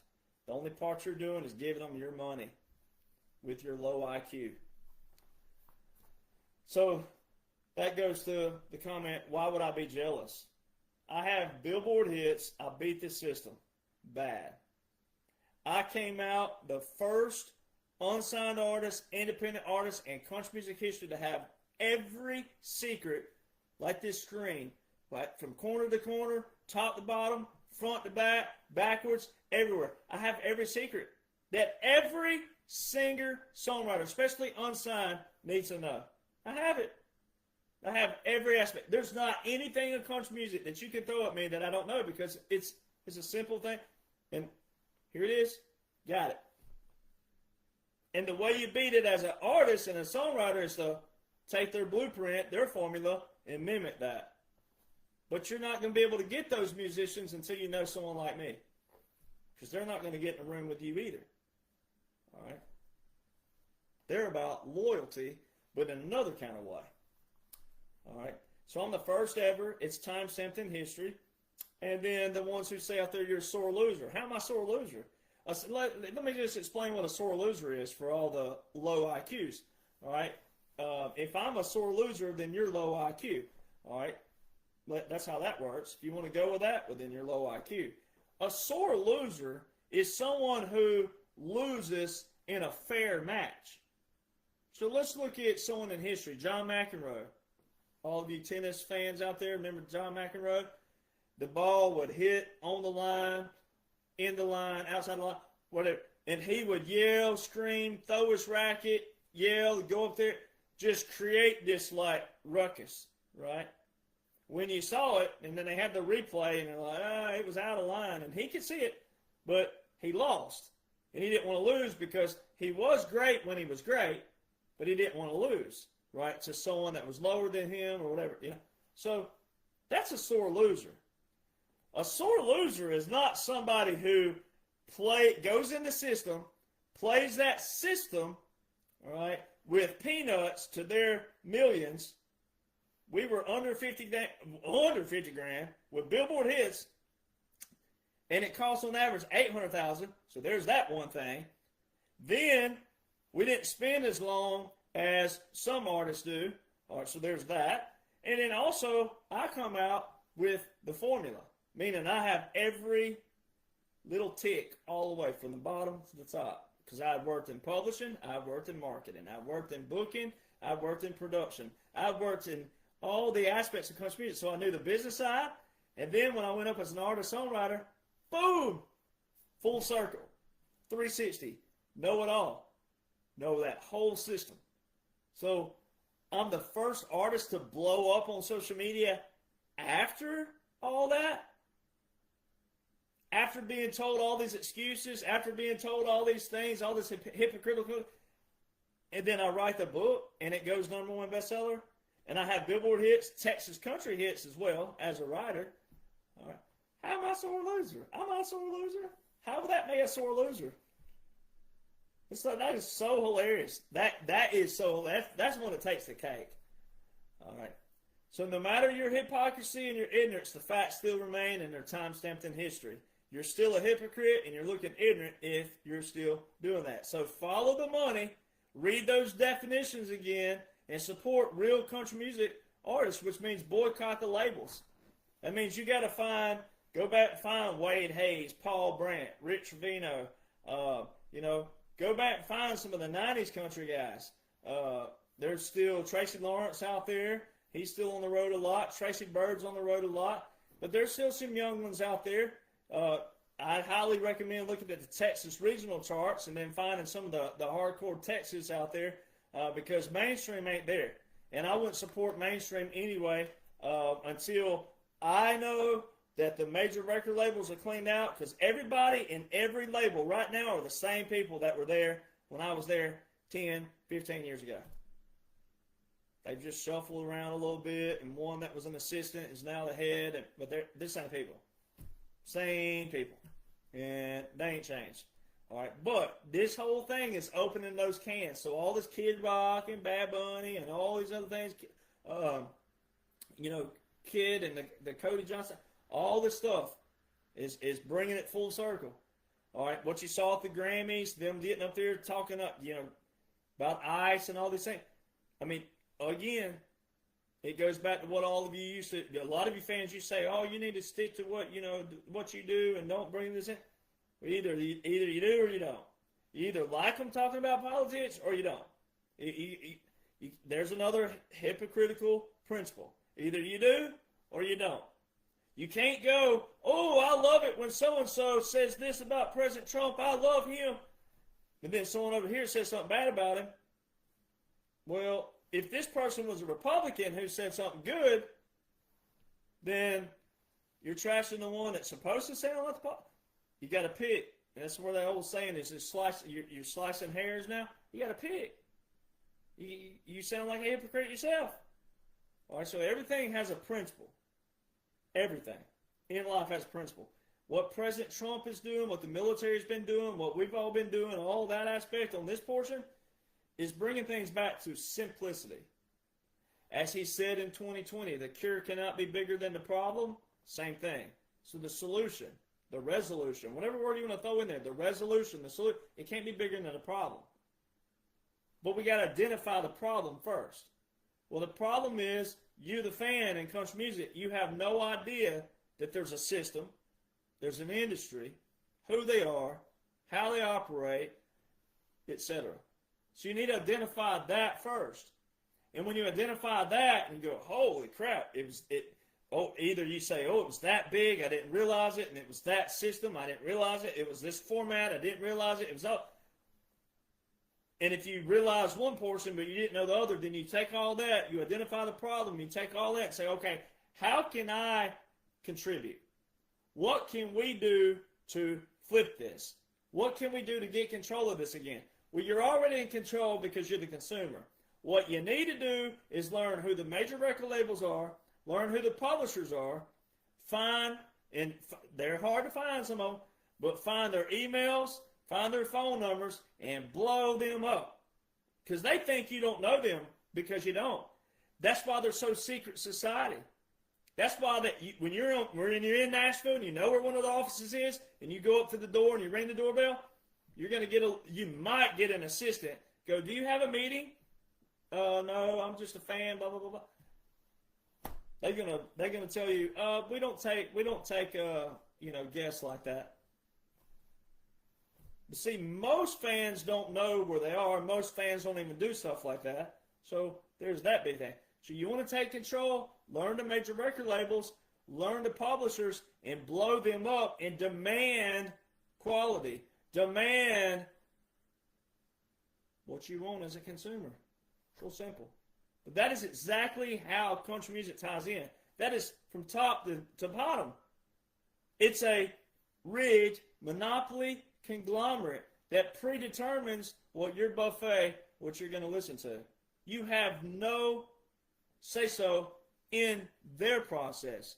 You have full say-so as consumer, but you didn't know how they operate, how they function, and what you've been supporting.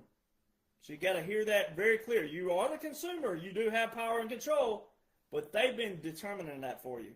And that is how the deep state did it. That is how the swamp did it. They predetermined everything. They wrote the laws. They passed the laws. You didn't have any say-so, and you're supposed to. They predetermined all that for you. Then they pinned you against each other, and you're arguing things that are pointless. So what, you like this artist more than this one? That's what they want you to do. It has nothing to do with the system whatsoever. So your chaos plus division equals power acquisition. You want to flip that power. You want to take control of that power, bring the power back to you, the people, and go, no more. No more your DEI, no more your woke trash, no more this, no more your manipulation, your gaslighting, etc. No more. So what you got to do is you got to boycott these people. You got to boycott these artists. You got to boycott them. Straight up. It won't take long. You got enough 90s, 80s, 70s country and rock to listen to. Stop going to the concerts. Stop supporting them. Stop buying the drinks. Stop buying the merchandise. Stop. That's how you take control. And if it's about music, then let it be about music. But if you say what the fans, oh, you focus on the chart too much. We love great music. You only know those artists because you were told to like them. You were told. You were given the buffet. And that's exactly how country music works. That's how it ties in. And that's also why there's not many viewers on this, as I knew it wouldn't be, because country music fans are lazy, complacent, and they really don't care at the end of the day. So why should I? Because I love it. It is what I do. It is my life, and I am the real deal, and history will show that.